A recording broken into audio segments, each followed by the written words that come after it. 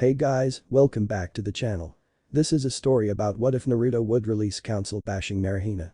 Before I start, please support for more amazing content and do consider subscribing to my channel and share this video with your friends. This is written by RASENRAIKIRINOJUTSU03 and link in the description and support writer. Let's start the video. Naruto sentence, Hinata confesses. Naruto Uzumaki. You are before this council for harming the last of the Uchiha clan. 5 people, the council members of the Hidden Leaf Village, Konoha, sat before Naruto Uzumaki, the carrier of the nine-tailed fox, Kyuubi. The blonde boy looked up at the council from his seat. Hey, I brought him back, didn't I? That was the mission. You still harmed the Uchiha to great extent. You on the other hand have no wounds at all. We take this to believe that you have tried to kill him before Kakashi Haddock arrived to bring you both back. A silver-eyed man in the middle of the 5 said as he glared down at the boy. I had a lightning blade shoved through my chest. It's not my fault I have quick healing properties. You want to blame someone for my quick healing, blame the fox. You will not speak of that in our presence. Another man yelled out. Shut up you old bastards and give Kakashi a chance to vouch for him. A woman with blonde hair and a white robe yelled out from the shadows as the said Jonin and herself came into view. Fine, Tsunade-sama. Kakashi, tell us what you saw happen. The Jonin nodded and began to tell his story. Once I arrived on the scene, I saw Sasuke on the ground while Naruto was standing and had a bloodied wound on his upper left torso. I didn't get to really see the battle, but Naruto picked Sasuke up and brought him back here while I followed. Everything else is history. Kakashi-sensei. I know you saw more than that. I could sense you hiding in the trees. Naruto yelled at his teacher who earned a glare from the Hokage. Is this true, Kakashi? Or are you just trying to get this over with so you can read your stupid book? It is true, Hokage-sama. That was all I saw. The man in the middle of the council smirked, but no one could see. That really is all I saw. All thanks to that Genjutsu Sasuke cast. Then that means he could have did that to himself. And you call yourself a teacher? Kakashi, you lying bastard. Tell them the truth. How about I tell my side of the story? Naruto and the Hokage turned to the doors of the room to see Sasuke walking to the middle of the room. Very well, Uchiha-sama. What happened? The woman on the far right spoke up as Sasuke stepped up in front of the council. Naruto tried to kill me. I used the lightning blade in defense and the blast from his jutsu knocked me out and I woke up in the hospital. Kakashi, stop lying and tell the truth, damn it. Hold your tongue, boy. The silver-eyed man yelled. Naruto Uzumaki, you are hereby removed from Konoha's ninja ranks and will be banished from the village. Should you be found anywhere near Konoha or anywhere in Fire Country, then you shall be killed on the spot. Now wait just a damn minute, Hiashi. You cannot banish him without my say-so. Tsunade stepped forward with anger in her face. On the contrary, Hokage-sama, we can if at least 2/3 of this village's votes for our decision. Hiashi stood up and looked toward the audience. Under your seats you will find a device with 2 buttons, one green, one red. Everyone will vote to see if Naruto will stay or leave. Green for he stays and red for he leaves. Cast your votes now. The noise of people clicking buttons were heard throughout the room. After 10 minutes the votes were totaled and Hiashi spoke once more. Here are the results. A screen behind the village's council lit up and showed 2 lines, one green and one red won by a long shot. It seems that we have reached a verdict. Uzumaki, you will begin to pack your belongings at once. You leave at dawn tomorrow and have a week to get out of Fire Country. Now get out of my sight. The room began to empty as Tsunade glared into the council. This is stupid of you, Hiashi. Why banish him? He has done nothing wrong that we can prove. Tsunade turned to look at Kakashi, but found that he had vanished. You know as well as this entire village does that this demon should not even be here. He should have died long ago. The only thing he's done wrong was live. Hiashi and the rest of the council vanished with a puff of smoke and the only ones left in the room were Naruto and Tsunade. I'm sorry, Naruto. No response came from the boy and she looked at him sadly. Naruto, are you alright? Still silent. Naruto. The boy jumped but said nothing. Come with me, Naruto. I have something for you back in my office. The boy nodded and the 2 vanished, appearing back in Tsunade's office and saw that a girl with pale lavender eyes, purple hair and a leaf headband around her neck. Yes, Hinata. ICC came to quit being a ninja and before you ask, I want to travel without anything to do with the village. Naruto looked up at Hinata with sad eyes. Why quit? Don't you want to be stronger? Naruto asked in an emotionless voice. Hinata blushed. He's talking to me. Oh Naruto, I'm sorry for what this village has done to you. It wouldn't matter. My father only believes in STR strength. He sees me as a weakling. He doesn't care about anything else. Shizune. Tsunade called out for her black-haired assistant who entered with a moment's notice. Get me whoever the hell is the top Anbu member in Jiraiya and have him wait outside my office. Yes, Hokage-sama. Shizune left the room and Tsunade walked around to the other side of her desk and sat down. This is gonna be very stressful. Take a seat you two. The blonde boy sat down with no objection as did Hinata. Hinata, if you quit being a ninja then you will have to wait. I have one more mission for the both of you. Tsunade opened her desk drawer and pulled a set of keys and a red folder. Naruto, I wasn't supposed to give you this until your 16th birthday. But considering the circumstances I will give it to you now. This is the folder containing your clan's information, 2 notes, which only an Uzumaki can read, and these are the keys to the Uzumaki clan compound. She handed them over to Naruto who just stared off into space. Clan? I have a clan. Just great, and here I thought I was just the carrier of the 9-tailed fox. Tsunade switched her gaze to Hinata just sitting there with a blush on her face. Aren't you surprised, Hinata? Hinata shook her head at the goddamn and smiled. My father told me about it when I was little after asking him who Naruto was and why the V village hated him. He told me to stay away from Naruto because of the F-Fox. I didn't listen to him because I see Naruto as he is, not as the F-Fox. Tsunade smirked and called for Shizune again. When she entered so did the frog hermit, Jiraiya and a man with a dragon face mask. Shizune, call for Hiashi and a group of Anbu, have the Anbu wait outside my office. You'll find out why in a minute. You two stay. Shizune nodded and Tsunade looked at the two that remained. You two on the other hand will have a mission of protecting Naruto for 2 weeks starting tomorrow. Jiraiya, you and ... what's your name? Taki Hyuga, Anbu General. Right. Taki, you and Jiraiya will take Naruto Uzumaki and Hinata Hyuga to the Uzumaki compound and stay there for 1 week with them. When that week is up you will escort Naruto out of Fire Country to whatever border he wishes to go. I don't care if it's sand or even sound, you will escort him. Am I clear? Of course Tsunade. I have a training schedule for him anyway. If he still wishes to train under me, I will do as you ask Hokage-sama. I once watched over him when he was a child, I will not let anything happen. Thanks for the protection Tsunade, but what would be the point? I was given until dawn to get out of the village and a week to get out of the country. Tsunade quickly gazed at Naruto in shock. No botch-an. Or old hag. He must be really broken. I am extending your limit. Now, the mission I have for the two of you, she pointed to the 2 ninjas in the chairs, is to gather all the Uzumaki secrets and scrolls and take them with you, Naruto. Hinata will help you with that and Jiraiya if he can. Of course. I can get some travel scrolls for him. They do help when you have too much to carry around. Jiraiya smiled and just as Tsunade was about to thank him, Hiashi Hyuga appeared in the office bowing. You called, Hokage-sama. He lifted his gaze and spotted Naruto and Hinata. Hinata, what are you doing here with this death sentence? Go home at once. Hiashi Hyuga. Just the man that I wanted to see. I hear that you told Hinata about the 9-tailed fox. Is this true? Hiashi scoffed and glared at the demon carrier. What of it? Because Hinata has come to me and asked for an early retirement and Naruto said he was the carrier and she wasn't surprised. She told me that you told her. It is against the law for the truth of that to be spoken to the younger generation. Hiashi turned his glare to his daughter, who had her back to him. And if I did? Tsunade smirked at his question. Answer my question then I'll answer yours. I did. Arrest him. Anbu appeared inside the room the moment she finished her sentence. I hereby remove you from the council and sentence you to have your clan's cage bird seal placed upon you. You can't do that. The goddamn smirk grew into a devilish smile. I just did. Take him away. The Anbu nodded and they all vanished, Hiashi with them. As for you four, you have your assignment. Naruto, Jiraiya and Taki began to leave, but Hinata waited to ask Tsunade a question. Hokage-sama. Yes Hinata. Tsunade looked quite pleased with sending Hiashi to prison. Since you just sent my father to prison, can you do me one last favor, well I am now the Hyuga clan head. This will be my only chance to do this. Hinata had a smile on her lips as the goddamn nodded. What is it that you ask? Make the cage bird seal vanish from the Hyuga clan. Permanently. Also, I want to be the one who puts the seal on Hiashi, for I am banishing him. Very well. Go on. You have a job to do. Hinata bowed and smiled. She gave her thanks as she left and quickly met up with Taki outside of the tower. Are you ready Hinata? Taki was leaning against the wall while Naruto and Jiraiya were nowhere in sight. Where's Naruto? They went ahead. Don't worry, I know where the place is.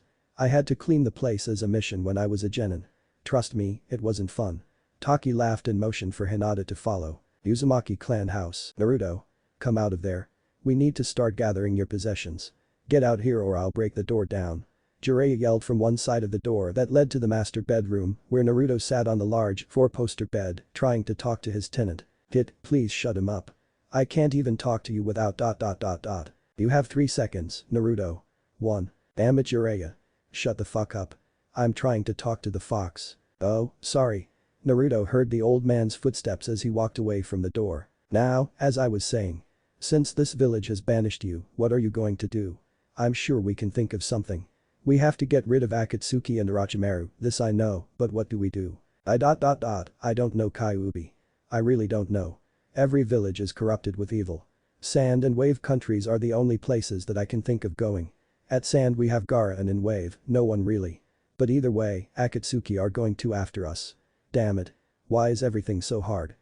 I know it's hard but tell me, what good has living in this village before you became a genin done for you? Nothing. Everyone hated me. They kept provoking me to show what I was made of. Only Hinata and the old man cared. Hinata has never did anything wrong to me and the old man just tried to keep the village from throwing me out right away. Naruto laid down on the bed and stared at the ceiling. I guess this is the life of a demon carrier. Do you really want to be rid of me? If I did I would have killed myself once I found out I had you sealed inside me. Wait, you lost me. Kyuubi. What had kept you sealed up while I was little? Your willpower. You had a strong will to protect those who really cared for you, if I remember correctly. 10 points for the fox. Well, what do we do? What do you want to do? No, you won't go free. Naruto heard a chuckle from the fox. As much as I would like to be free, I can't get free anymore. We are starting to merge together. Naruto raised a brow at the fox's statement. When you say, merge, do you mean to tell me that we are becoming one? Yes. Soon, you will have complete control over all my chakra and I will disappear. You will become the new Kyuubi, physical features included. Great. Just peachy. You know, that Hinata girl was lying about leaving to travel.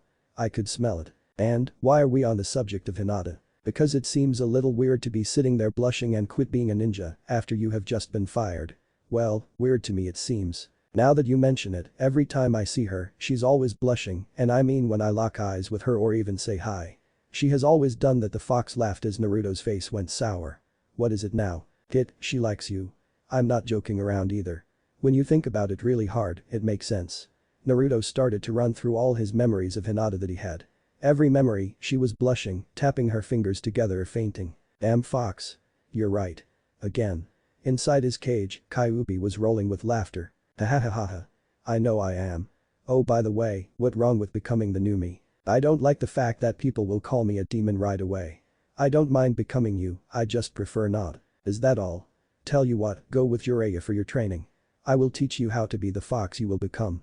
If you don't die first. Okay, let's say I did. Besides a henge, how would I hide my features? The henge I will teach you is the only way. No one, and I mean no one, will see through it unless you dispel it yourself. Alright, you win. Naruto sat up and looked around the room and spotted the folder the Hokage had given him on the desk near the window. Might as well look and see what my clan is all about. He walked over, sat down in the chair and opened the folder to first find a note on top of some documents. He picked up the note and read. Naruto, hello son. I guess the old man finally gave you this. I'm sorry about the Kyuubi being sealed inside you, but I couldn't ask anyone else for their newborn. Knowing the Hyugas, they would have made the child a weapon, same with the Uchihas. I hope the village treated you well, most likely not. Just know that I never wanted to do this to you. Kyuubi was once a kind demon. Yes, he has visited the village before. We Uzumakis respected him and treated him like everyone else. So did the village until he attacked. Only one name was ever uttered from the fox before we chased him away the first 2 times, Orochimaru. Well, enough of that. I guess I should get straight to the point. The files that are in the folder that you found this note and the one under it are fake. Do what you wish with them. In the main house, there is a bookcase that has a book called Four Souls. Pull it off the bookcase. Behind that bookcase is a pathway that will take you to where all the clan secrets and jutsus are. The pathway can only be opened by an Uzumaki that has awakened his or her bloodline, the demon's eye. The only 2 exceptions would be a wife or Jiraiya, since he helped put up the seal that keeps it shut.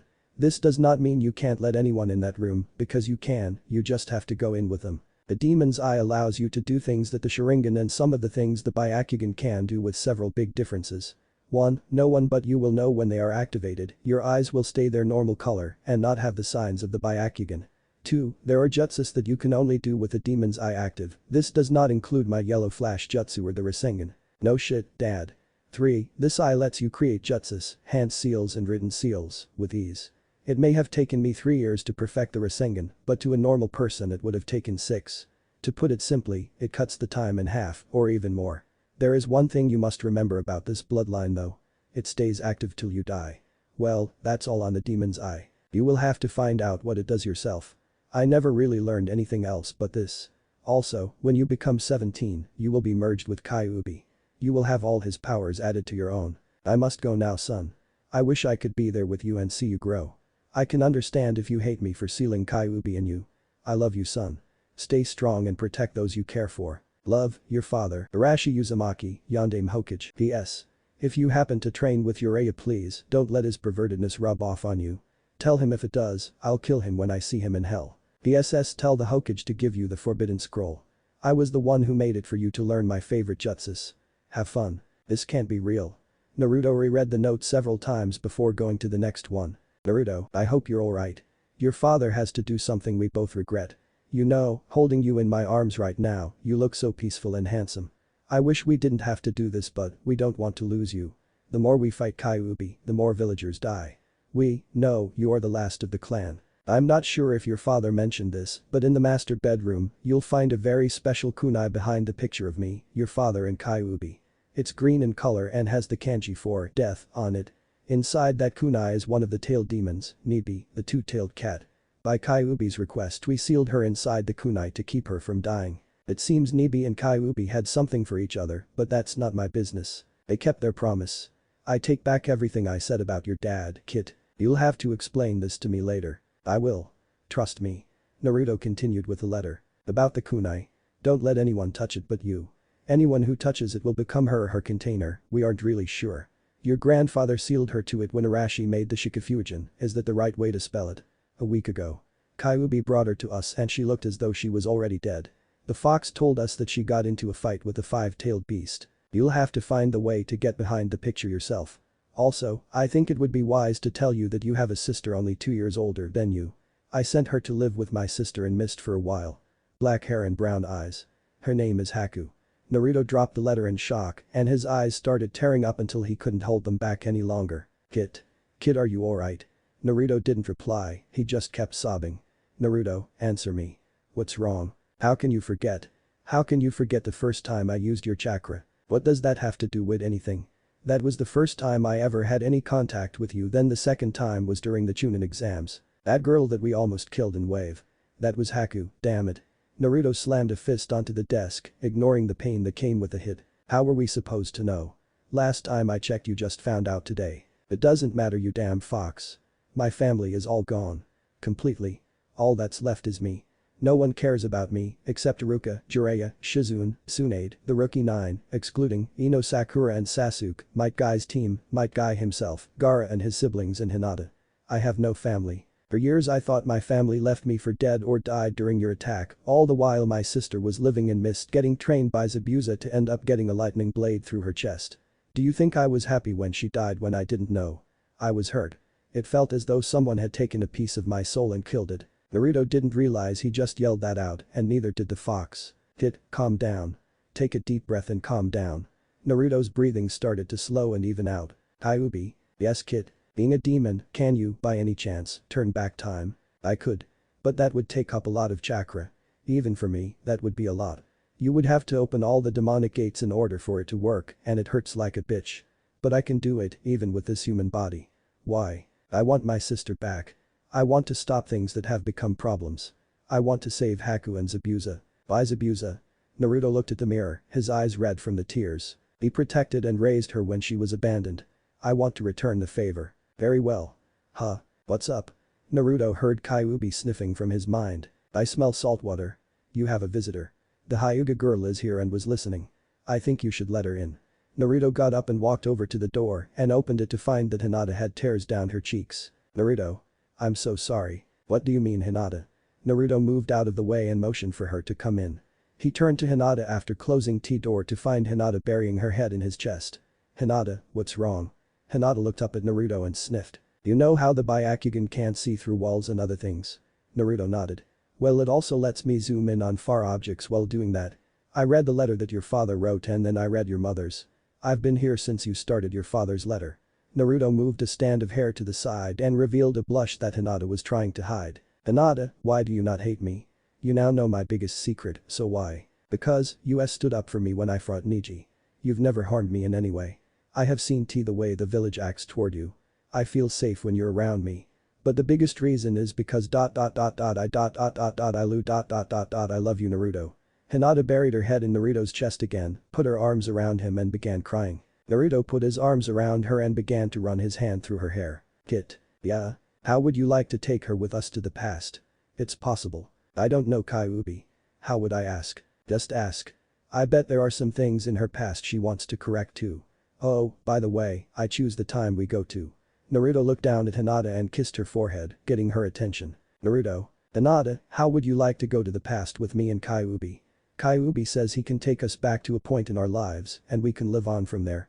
Hinata blinked in confusion. Go back in time? I plan to go back to save Haku and stop some events that happened in this time. Kit, let me speak to her. You're not going to scare her are you? No. I have no reason to. But listen in on this alright. Kyuubi wants to talk to you. Is it okay? Hinata nodded and stepped away from Naruto. The blonde closed his eyes and reopened them, his cerulean blue eyes were now blood red with cat-like slit pupils. Nice to meet you Hinata. I am Kyuubi Kitsune. I wanted to tell you that this is no bluff. I can send you both back to your past selves and you will have all the knowledge you have now. You will merge with your past body and have the strength, speed, chakra and endurance you have today plus that of your past. But, I can only use this if you agree to one thing. You must become Nebi's container or become the new Nebi. Ooks. Kyuubi controlled Naruto flinched. Now, before you say anything, listen and listen well. The reason for you to become like Naruto is so you will be able to go with us. The jutsu I will use is a demon forbidden jutsu that only works with demons or their carriers. I hate to say it, but this is the only way to do this. Naruto regained control and looked at Hinata nervously. Where is Nebi? Hinata asked as Naruto became shocked. Inside his head, Kyuubi jumped around his cage in joy. Are you sure about this Hinata? There is no telling what will happen. My mother doesn't even know. I am very sure Naruto. There's one thing that I must really change. Hinata had a stream of tears flowing down her cheeks. What happened? 5 nights before you stole the scroll, Hinata was drawn into a loving embrace with Naruto. I was almost raped by a drunk villager. Naruto tightened his hold on Hinata. SHH, it's alright. Naruto made a familiar hand seal and a shadow clone appeared next to him. Go lock the door. The clone nodded and locked the door, vanishing afterwards. Kyuubi. Yeah, kid. Thanks. For what? You just gave us both a second chance. I also realized something. Hinata and I are kind of alike. We both want recognition from someone. Until I kicked Neji's ass, I was the only one who really cared for Hinata. Not that much, but at the Chunin exams, I hated Neji's guts for what he did to her. Are you sure that's the only reason you care for her? No, I think I like her. No, scratch that. I do like her. Love her even. Naruto felt Hinata go limp and looked at her tear-stained face. She had fallen asleep in his arms. I guess I'll put her to bed. In the meantime, Kyuubi.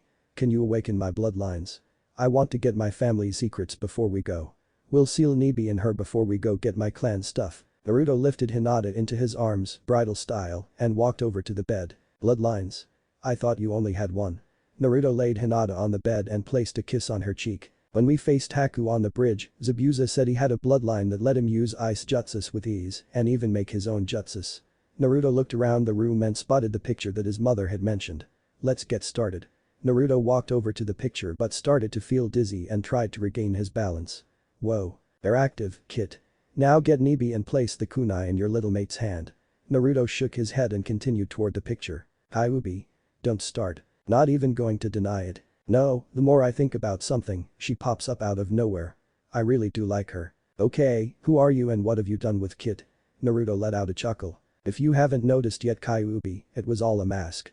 He felt around the picture, looking for a way to either remove it or see if it swings open. Looks like it's a gen jutsu. Naruto focused on the picture with his eyes and the picture became transparent to his eyes, revealing a small cabinet-like space with a red box inside. Well, looks like I have the Byakugan part of it.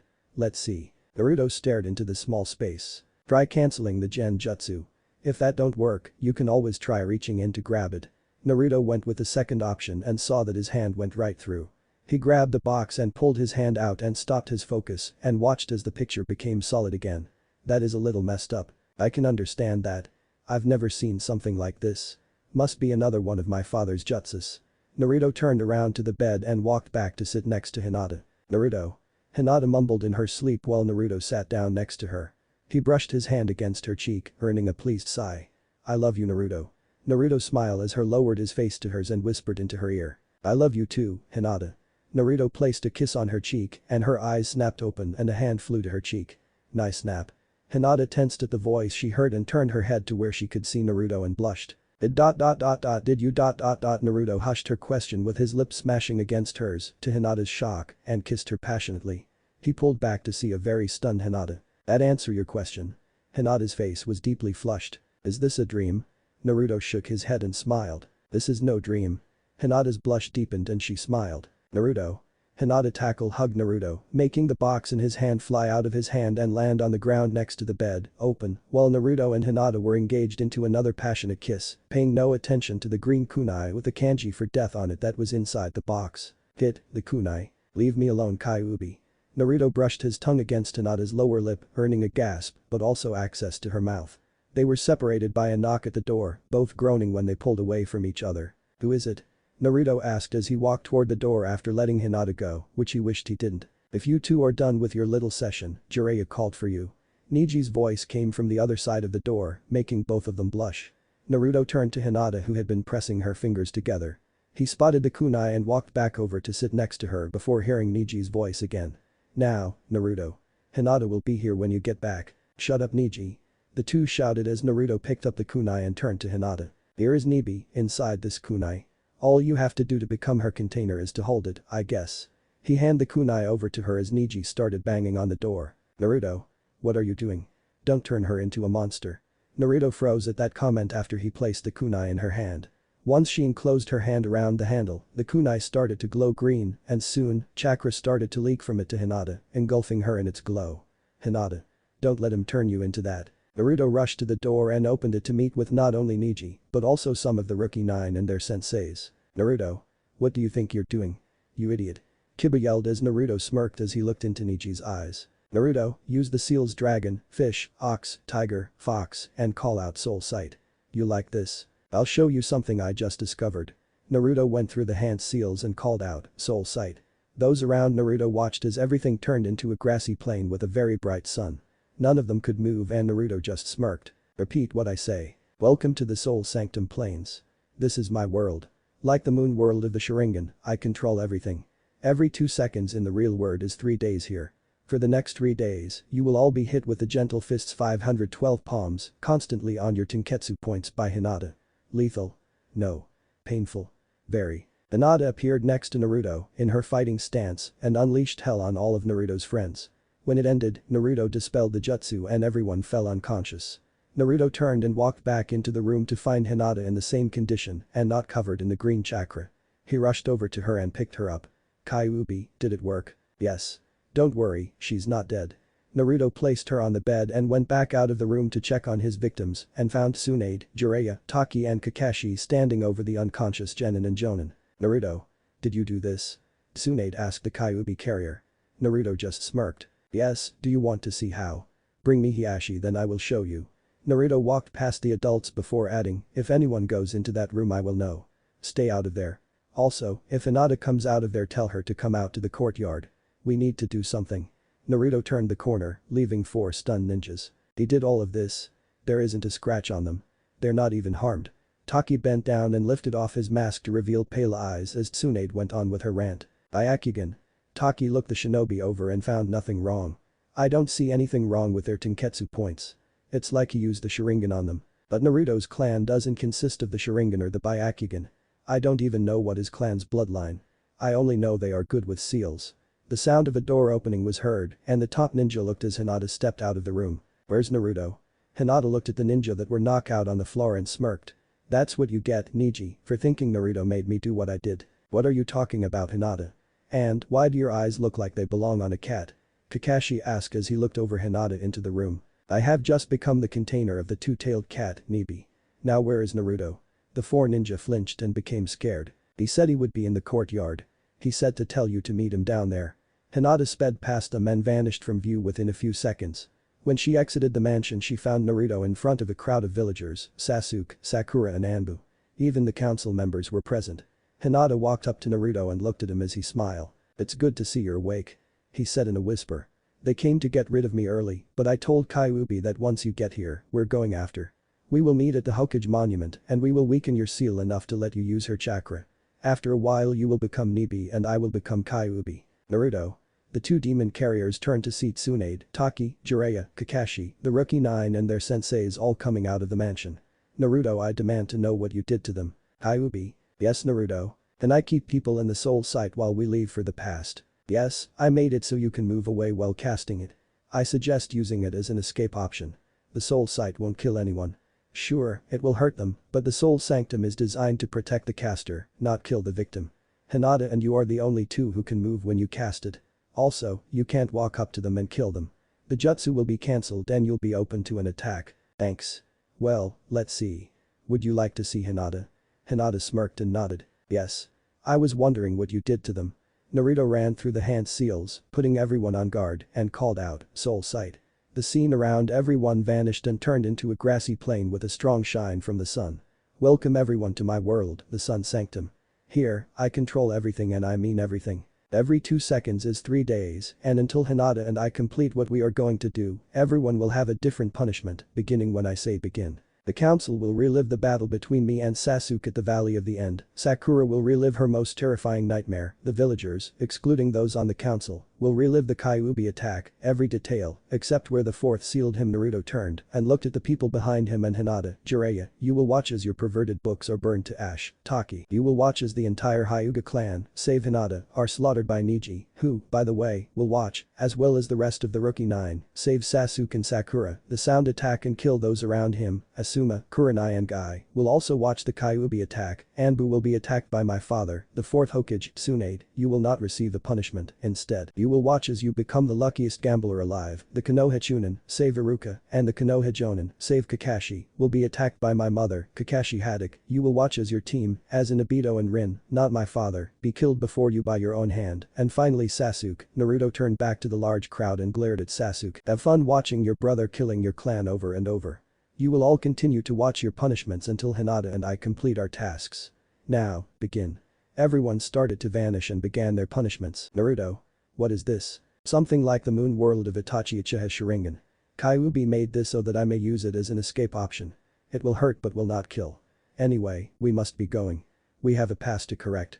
Naruto vanished from the field, leaving Tsunade inside the soul sanctum. Hinata looked around at the area where everyone was and saw that they were stuck in place. Fear was across each face, except Tsunade. Her face was beaming with joy.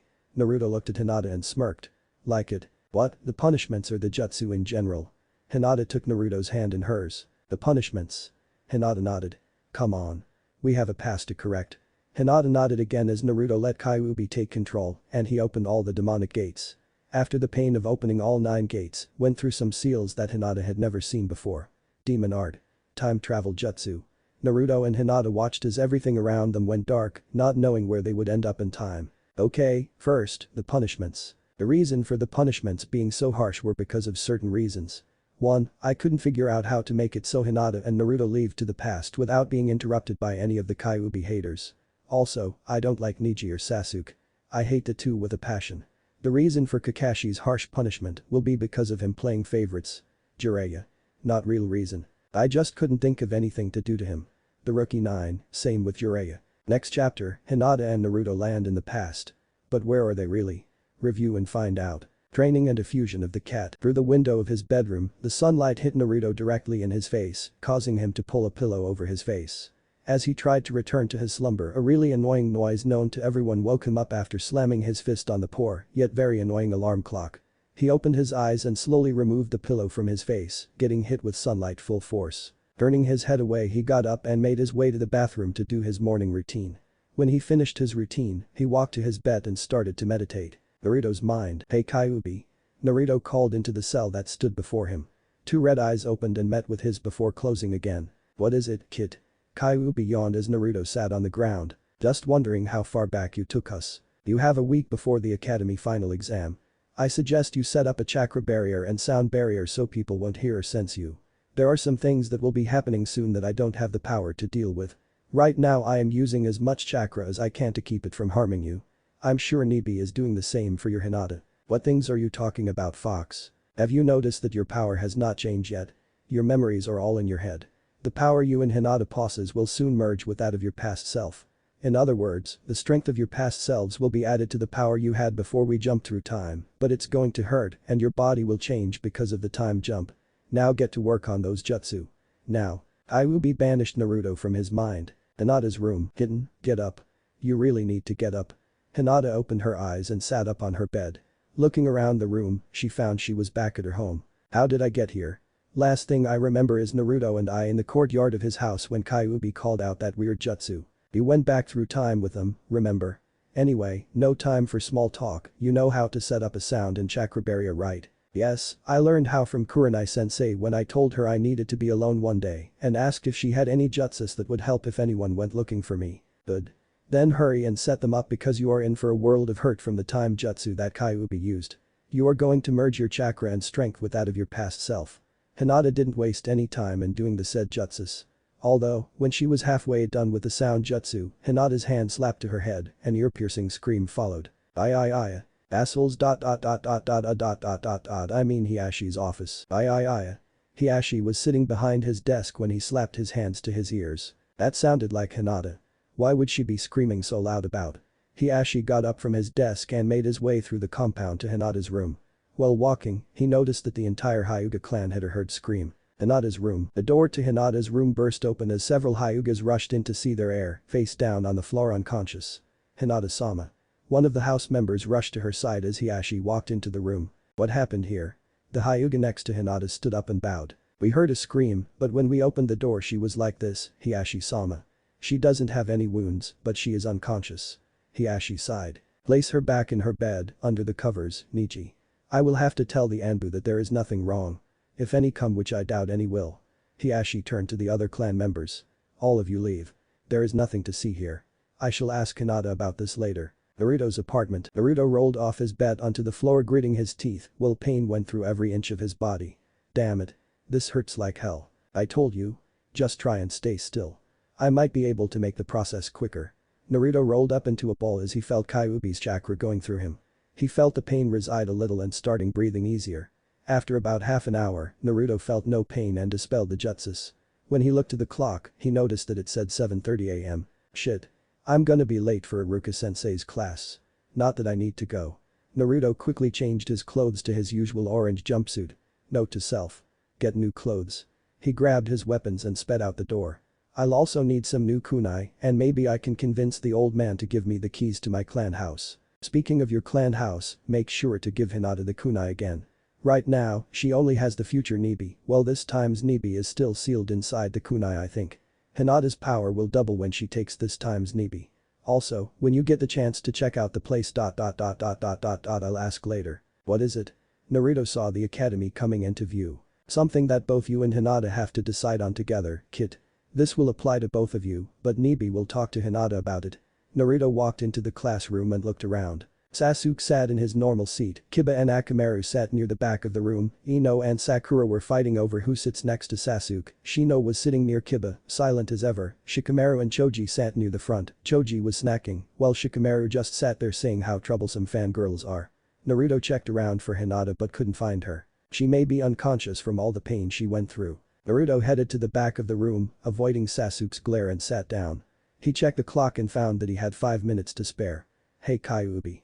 Think you can teach me some jutsus while we wait? I could, but you'd learn them anyway once we fuse.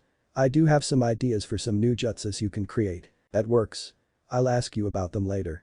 Iruka walked into the classroom. Hinata's not here yet. I wonder what happened. Konoha streets. Damn. Why did the pain have to knock me out? I only have 2 minutes before class starts. Hinata was sprinting through the streets on her way to the academy. The said place was only a minute away from where she currently was and the speed she was going. I guess my speed also increased. Hinata ran through the doors of the academy and straight into the classroom. Iruka turned to see her panting and gasping for air. Sorry, I'm late. Iruka-sensei. You're not late, Hinata. Take a seat. I was just about to tell the class to shut up. The entire class sat down in silence while Ino and Sakura just continued to glare at each other. Hinata looked around the room and spotted Naruto near the back and started to make her way to him. Alright, time for roll call. Shino. The bug user raised his hand. Kiba. Yo. The dog boy yelled out as Hinata passed him up. Sakura. Here, sensei. I know Hinata's here. Choji. Here. Ino. Yeah, I'm here. The blonde said while still glaring at the pink-haired girl next to her. Shikamaru. Here.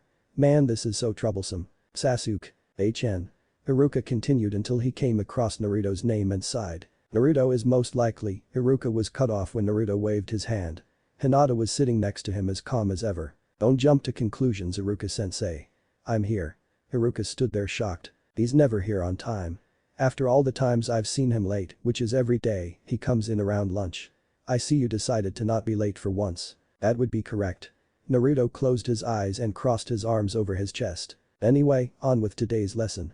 Today, we'll be going over ... Naruto and Hinata zoned out and started talking with their tenants. Naruto's mind. So, kid, everything as you like it. Naruto sat in front of the cage that held the fox. I guess you can say that. I see that everyone here, except Hinata and Haruka of course, hates me again. Well, you're here, I have some things to go over with you. First, no more ramen. It's the reason you're short. Second, get some clothes that go well with a ninja. That orange jumpsuit is an eyesore. Third, what do you plan on doing to get your dad's scroll from the Hokage without Mizuki stealing it? Okay, for the first one, you suck but fine. I won't eat ramen so much anymore, that doesn't mean I won't stop eating it altogether. For the second one, yes I know I need new clothes. I plan on trying to get some later. For the third, I will steal the scroll the night of the test and take it to my home. When the Hokage comes to get it back I will show him the letter that my father left. That brings up another question. How do we get the Hokage to hand over the keys to the Uzumaki compound? By using his weakness against him. He's just a big of a pervert like Kakashi and Hirosenin, so it should be easy. Once I knock him out, I will grab the key from his office and if anyone tries to stop me, I'll just use the soul side on them until I get to the Uzumaki compound. Hit, I think your teacher's calling for you. Naruto nodded and woke up in the real world. Hinata's mind, same time as Naruto. So you're Nibi. It's nice to meet you personally. I am Hinata. Hinata was standing in a square and before her was an open cage with two large, yellow cat-slit eyes that had a green rim around them. I know who you are, kitten. I also know your history. Trust me, it can get really boring looking at the same walls for times on end. You don't like the way your family calls you weak, do you? No. I don't. Hinata's head dropped as the cat came into view. The two-tailed cat's fur was pure white with two black stripes on both of her sides. I can make it so you can be stronger. I can make you powerful enough to defeat Shukaku, the one-tailed raccoon, and maybe even the three-tailed turtle, Sanbi if you fight hard enough. Hinata looked up at the cat demon, eyes filled with hope. You can do that. Yes, but first we need to work on some things. For example, your confidence. I noticed that when you fight you don't want to hurt the person you are fighting. When I saw the memories of your fight with that other Hyuga, you had held back for the fear of hurting him. You need to learn, kitten, that everyone can hurt you. Even your crush can at points. But we will talk more on this later. Right now it is time for you to go back. Have fun, kitten. Hinata said her goodbyes and woke up to find Haruka standing before them glaring. Do you two mind telling me why you were both sleeping? Naruto looked over at the father figure and smirked. Because we can. It's not a crime. Well, as much as I would like to say you're right, you need to stay awake. Hinata, you should know better. Haruka returned to the front of the room and returned to teaching. As I was saying, Kyuubi was killed 12 years ago by the Yondaime Hokage. But in the fight ... Naruto leaned over to Hinata and whispered something in her ear which made her smile. She nodded and watched Naruto form hand seals while Haruka's back was to them. Shadow clone jutsu. He whispered the jutsu and two clones appeared in the room without no one noticing. One of them did a hinge that turned him into Hinata and the other stayed as Naruto. The real Naruto looked to Hinata and nodded his head toward the door behind them and the two were gone in a matter of seconds while the clones took their place. Outside the academy. Finally, I thought we would really have to listen to that stupid story all over again. Naruto said as he and Hinata walked out the front door. I know. I must have heard that story at least 100 times. Hinata took Naruto's hand in hers as they started walking toward the academy's training grounds. You know, your attitude has changed a lot since you've had you-know-who put inside you. Would she have anything to do with it? Inside his cage, Kyuubi chuckled. So, she's already started.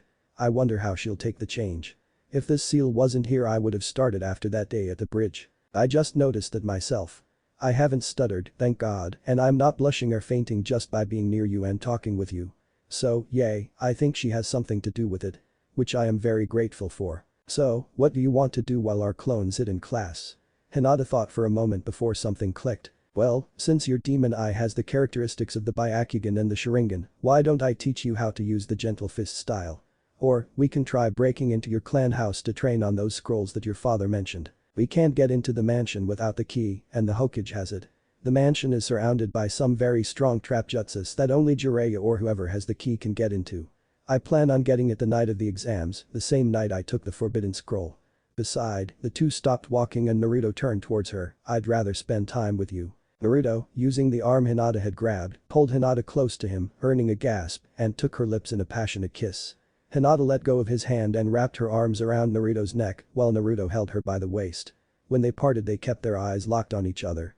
While this was going on, Nebi sat in her cage smirking. She has no idea what she's in for. Right now she has a small amount, but that will change with time. Too bad for her, this is happening at a very fast pace.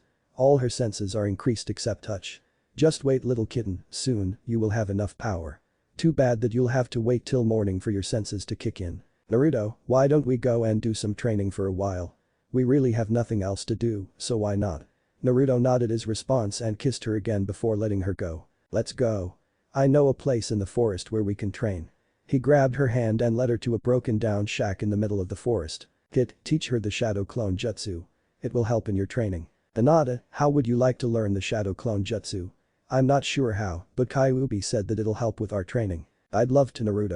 Naruto proceeded to teach her the jutsu while unknown to them, they were being watched by a certain light blue-haired chunin. I can't believe Iruka didn't even notice the two clones. That stupid idiot. Mizuki watched as Hinata summoned two perfect shadow clones. Maybe these two will come in handy. I'll just have to make sure they fail the exams. Mizuki jumped away, leaving the two to their training. Now, tell her to summon about 20 clones while you make 21, and I'll teach you both. Maybe you can teach her the Rasengan. It may be a clan jutsu, but let's not forget that Jiraiya also knows it. Good idea, Kyuubi. Hinata, summon 20 clones and split them up in teams of 5. I'll do the same, only I'm gonna make 21 clones. Kyuubi is going to teach us some things. Both made the exact number of clones and split them up, keeping one of Naruto's clones nearby. Now, make these seals and then touch the clone's forehead. Horse, tiger, hare, ox, serpent, dragon, serpent.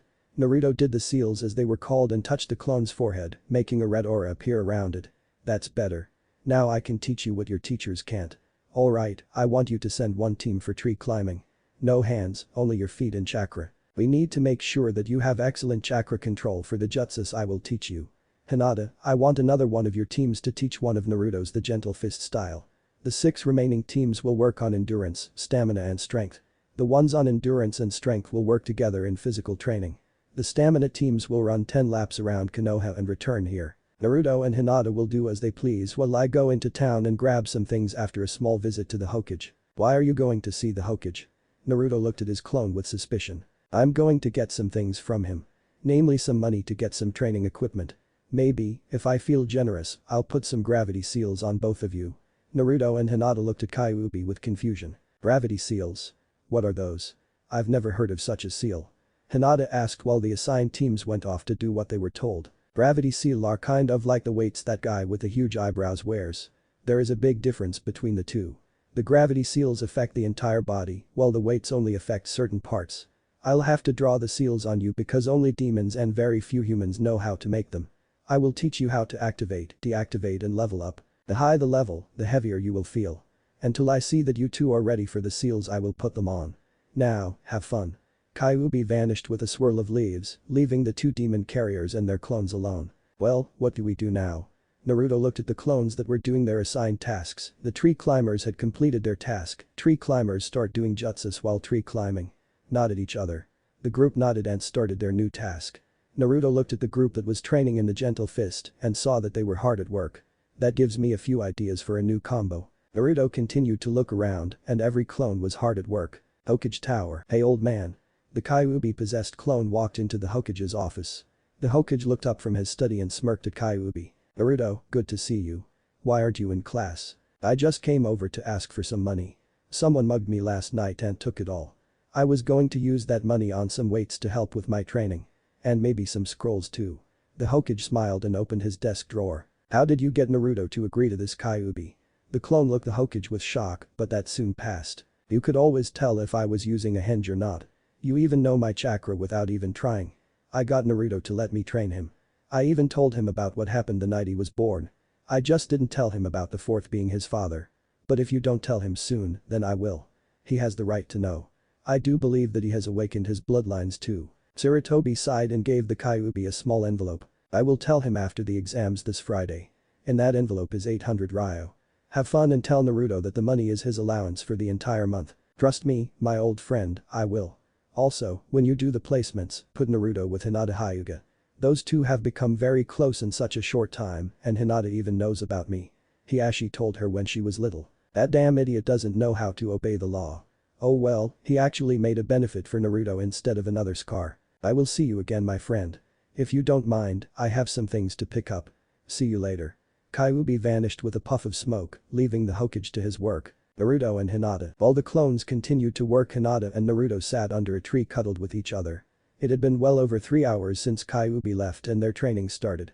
After an hour through training, the group of clones that worked on jutsus while tree climbing vanished from existence, and the two felt the effects clones training and ran through their memories. When the clones that ran the laps returned 2 hours later, Naruto and Hinata sent them for another 20. Kyuubi came back half an hour after they sent the clones on another run. When he looked over at Hinata and Naruto, he saw that the two had fell asleep in a comfortable position. Well, for those two anyway. Hinata was sitting on Naruto's lap with her head resting against his chest, and Naruto rested his chin on her head while he held her in his arms.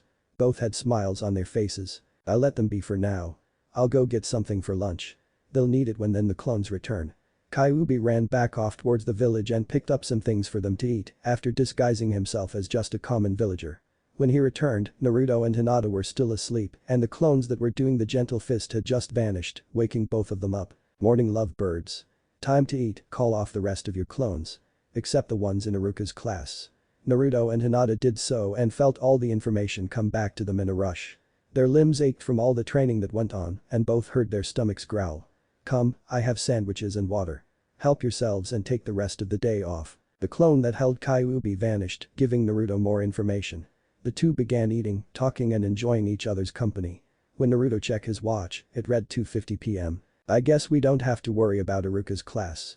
It's over now. Naruto and Hinata continued to eat until they were full and left the forest. Naruto walked Hinata home, and the two said their goodbyes. Naruto continued down the path to his house and came across a crowd that was waiting for him. Here we go again. Naruto dove into the nearest alley and jumped onto the roof of one of the houses and proceeded toward his apartment with great speed. When he reached his house, he walked in to find several bags in the living room. Talk about shopping. Hey, that is all the stuff that we'll be using during your training. So shut it and get some rest. I'll talk to you later. Naruto decided not to argue and went straight to bed. Hyuga compound. Hinata-sama, Hiashi wants to see you. Once Hinata walked into the main house, she found Neji waited for her. Hell father, I am too tired from my training today. I really just want to get some rest. I had a hard day of training and I need my rest. If he objects then it can wait till morning. I'm not up to dealing with his insults right now. Hinata walked off toward her room while many of the Hyugas that were present stared at her. She just blew off her father. Holy shit. I thought I'd never see the day. Was that really Hinata-sama? Many of these comments flew through the room. Once Hinata had reached her room, she walked in, changed into her pajamas and fell asleep on the bed. She woke and found herself in front of the open cage that housed Nebi. So kitten, did you enjoy your day? I hope you did because I got some news for you. Hinata looked up at the cat that glowed a bright white. When the light receded, in the cat's place was a young woman wearing a bright white robe. Two white tails were swinging behind her and white furry cat-like ears on top of her head. What is it that you need to tell me? Nebi walked closer to Hinata and her body started to leak chakra. When you wake up, you will no longer be Hinata Hyuga. You will be Hinata, the two-tailed cat. Until that time I am going to teach you a hinge that no one can break and nothing can see through. Watch my hands closely kitten, this is the only time I can show you. Hinata looked shocked and scared but did as she was told. After copying the seals, Nebi told her to use it once she woke up. Now that you are a demon, there are a few things to know. 1. You have something called a mating season. During this time you will be in what we demons call heat. You will have the uncontrollable urge to mate, or in the words humans can understand it, having sex. Hinata was listening very closely to Nebi and blushed at the mention of the word. When does that time begin? It begins on October 1st, midnight and ends on November 1st at midnight. Now 2, my powers include necromancy which will allow you to call the dead to your aid, wood and death type jutsus. Also, being the two-tailed cat, you can summon other demon cats. The seals are cat, monkey, hare, cat. Just use some of your blood and chakra. You might want to ask Kyuubi how to do it properly. I never had to summon anyone. Also, when our fusion finishes you'll inherit my personality somewhat. My advice on the kunai that is in the Uzumaki compound that houses my past spirit is to use a simple jutsu to combine that Nibi strength with yours right away. The seals for the jutsu are serpent, hare, boar, dragon, serpent, tiger, ox, horse, bird, serpent. The jutsu is called combination of the two minds. Once you have done the seals, touch the kunai that houses my past self and call out the jutsu. All of the power store in that kunai will become yours as soon as you finish calling out the jutsu. Okay. 2 questions. First, is there any way that I can skip my mating season? Nibi looked her host, who was blushing like mad and laughed. With you gaining some of my personality you won't be able or want to. Especially since you have the Kyuubi kid for your boyfriend, which trust me, will change to permanent mate. Oh, before I forget, demons mate for life. You belong to whoever you mate with and they belong to you unless you don't mark him for yours. Oh, I haven't mated with Kyuubi in years. Trust me, you are going to love it. If Naruto gains Kyuubi's personality, trust me, you will feel as if you died and gone to heaven. Hinata's blush deepened as Nibi continued to rant on about Kyuubi. Thoughts of Naruto started going through her head, making her blush deeper and deeper. Nibi saw this and smirked. Is my replacement getting naughty thoughts about a certain fox? Hinata couldn't take it anymore as a small stream of blood leaked from her nose. You are. And they called Jiraiya a pervert. Nibi's smirk grew into an evil grin. Okay. Hinata whipped the blood from her face. The second question, why fusing so soon and what about the seal? That's 3 questions, kitten. Anyway, you remember the fight with your cousin. Well, the attacks he did and all the strain on your body completely screwed up your chakra coils. They were so screwed up, when Kyuubi used the time jutsu and you merged with your past body, they didn't heal the way they should have.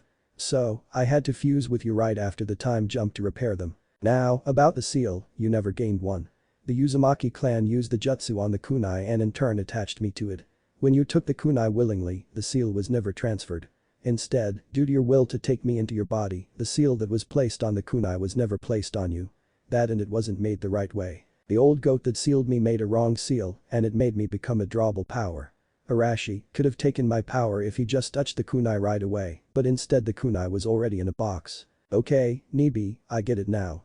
Thanks for doing whatever you did. Have fun, kitten. Nibi expelled Hinata from her mind and Hinata woke up looking at her alarm clock, which read 12:30 am. I've been out for that long. Hinata got up to go to the bathroom that is connected to her room. When she entered she looked into the mirror and saw 2 white cat ears on top of her head. She shrugged it off and walked away from the mirror, only to jump back in front of it and look at her face in shock. Her eyes were now cat-like. She never really saw her eyes when she first got Nibi, though they still had their normal silver color, but with a hint of green on the rim of the eyes, and she also had cat-like fangs. She reached up to her ears with her hand and gasped at what her hands looked like, claws. She felt something brush against her leg and jumped. She looked down and behind her seeing 2 white furry tails coming from her backside with what looked like blood. What she said was true. I've become a demon. Hinata ran back to her bed and noticed something that wasn't there before, blood. This ... this is real, I know it is, but I don't want to believe it. But at the same time, I can't stop but to think how great I feel. I wonder what Naruto would say if he saw me now. Hinata took the bloody sheets off her bed and threw them in a hamper. She then went to take a shower to get the blood that stained her tails out. Naruto, so, what's the plan? Do we finish the fusion early or do we wait? Naruto was in front of Kyuubi's cage. Kyuubi was laying on his stomach near the bars of the cage. Naruto and Kyuubi had talked about what his father said about the 2 of them fusing together. Well, it's up to you. We started fusing the moment you first unleashed my chakra on that bridge. Right now, it doesn't matter if you break the seal or not. Since you are able to control 4 of my tails, if you do break the seal then all my powers will drain from me and become yours in a matter of a day. I think that Hinata has already gone through the same thing, but I can't be sure. But, the way we are now, the fusion will take a couple of years. I'll wait until after the academy exams. Until then, you can help train me and Hinata. Speaking of which, how did you know the effects that the shadow clone jutsu had on the user? Your father taught me it and its uses. How do you think he got so strong? I taught him a few jutsus and he taught me. I'm sure he even made a few scrolls on them for you. He never used them against me. Naruto simply nodded his head. I'm starting to get tired of this village. Maybe I should take Hinata and leave this place. Maybe start our own village. That's up to you, kid. As soon as the fusion ends, I'll just be in the back of your mind. If you do intend to leave the leaf, then do it after you save your sister. Also, think about this, what would your friends think if you did leave? Orochimaru would have his new vessel, and Akatsuki will try to kill you and Hinata for me and Nibi as soon as you make that decision. So think about it, alright? Naruto smiled. Alright, I'll think about it. Well, see you in the morning. Naruto waved and disappeared from the mindscape. Forest, next morning. Morning Hinata. Naruto walked up to the same place in the forest that they had used for their training the day before, carrying the things that Kyuubi had bought. Hinata was practicing her gentle fist when she heard Naruto. She turned to see him and greeted him back. Naruto placed the things on the ground and walked over to her. She smells different. She doesn't smell like the real Hinata. Hinata, Kyuubi said you smell different. Did something happen overnight? Hinata kissed Naruto's lips and stared into his eyes. Neji and I have completed merging together. She said there was no seal that kept her bound and she repaired my chakra coils after what she had explained to me. Hinata began to explain to Naruto what Neji had explained to her, leaving out the part about her mating season. Blushing at the thought. You okay Hinata? Your face is beet red. Are you having some thoughts about something? Naruto smiled, making Hinata's blush deeper. And no, Naruto. Naruto heard Kyuubi mention something about October. Would whatever you're thinking about have anything to do with October? Hinata instantly tensed and Naruto grinned evilly. So it does. Maybe. Hinata looked away from his eyes, but Naruto cupped her chin and turned her to him. Tell me what's wrong. It's personal. Hinata stared into Naruto's eyes becoming lost in his gaze, who nodded his understanding. Show me what my little cat looks like now. Hinata backed away from Naruto and undid the hinge that hid her true features. Naruto's jaw dropped on how beautiful she looked. Her white tails danced around behind her, streaks of white can be seen in her hair, she looked beautiful. See something you like, Foxy? Hinata giggled when Naruto nodded. Good, because that's not all that has changed. As much as I know you like to stare at your mate, we have some training to do. Naruto shook his head and formed a shadow clone and put Kyuubi's mind inside it. Okay, Hinata, please put your hinge back on. If anyone come here and sees you like that we will have a problem. Today, I'm going to give you some weights. Each are about 50 pounds each. I'll have you know that you will need more speed and stamina in order to use your new abilities. Every month, I want you both to up the weights by another 50 until you reach 800 pounds. Any more than that will rip your limbs off. It'll be tough to deal with at first, but it'll get easier. Naruto and Hinata nodded while Kyuubi tossed over 4 weights to each of them. When they put the weights on, Kyuubi pulled out 10 scrolls. Now, I have here some ninjutsu and genjutsu scrolls. 5 of each. I want you to make 200 clones, then have them divide into 2 groups of 50 and 5 groups of 20. The groups of 20 will study 1 scroll each, while the groups of 50 do physical training and chakra control. You'll need it for your demon jutsus. Especially you Hinata, being able to use necromancy, wood and death jutsus. Naruto and Hinata made the clones after struggling to use their hands due to the weights. When they made them they sent them to their training and Kyuubi handed out the scrolls. Each team will dispel after they have mastered the jutsu they are given. As for you two, I think some new clothes are in order, so you will come with me.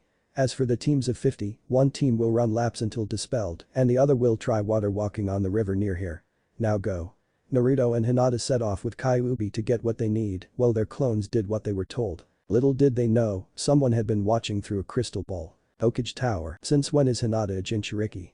Kyuubi, do you have a hand in this? Sarutobi leaned back in his chair and took a puff from his pipe. Where have I seen those two tails before? Exams, another fusion and the team placements. Finally Friday. Naruto and Hinata walked through the halls of the academy on their way to Iruka's class.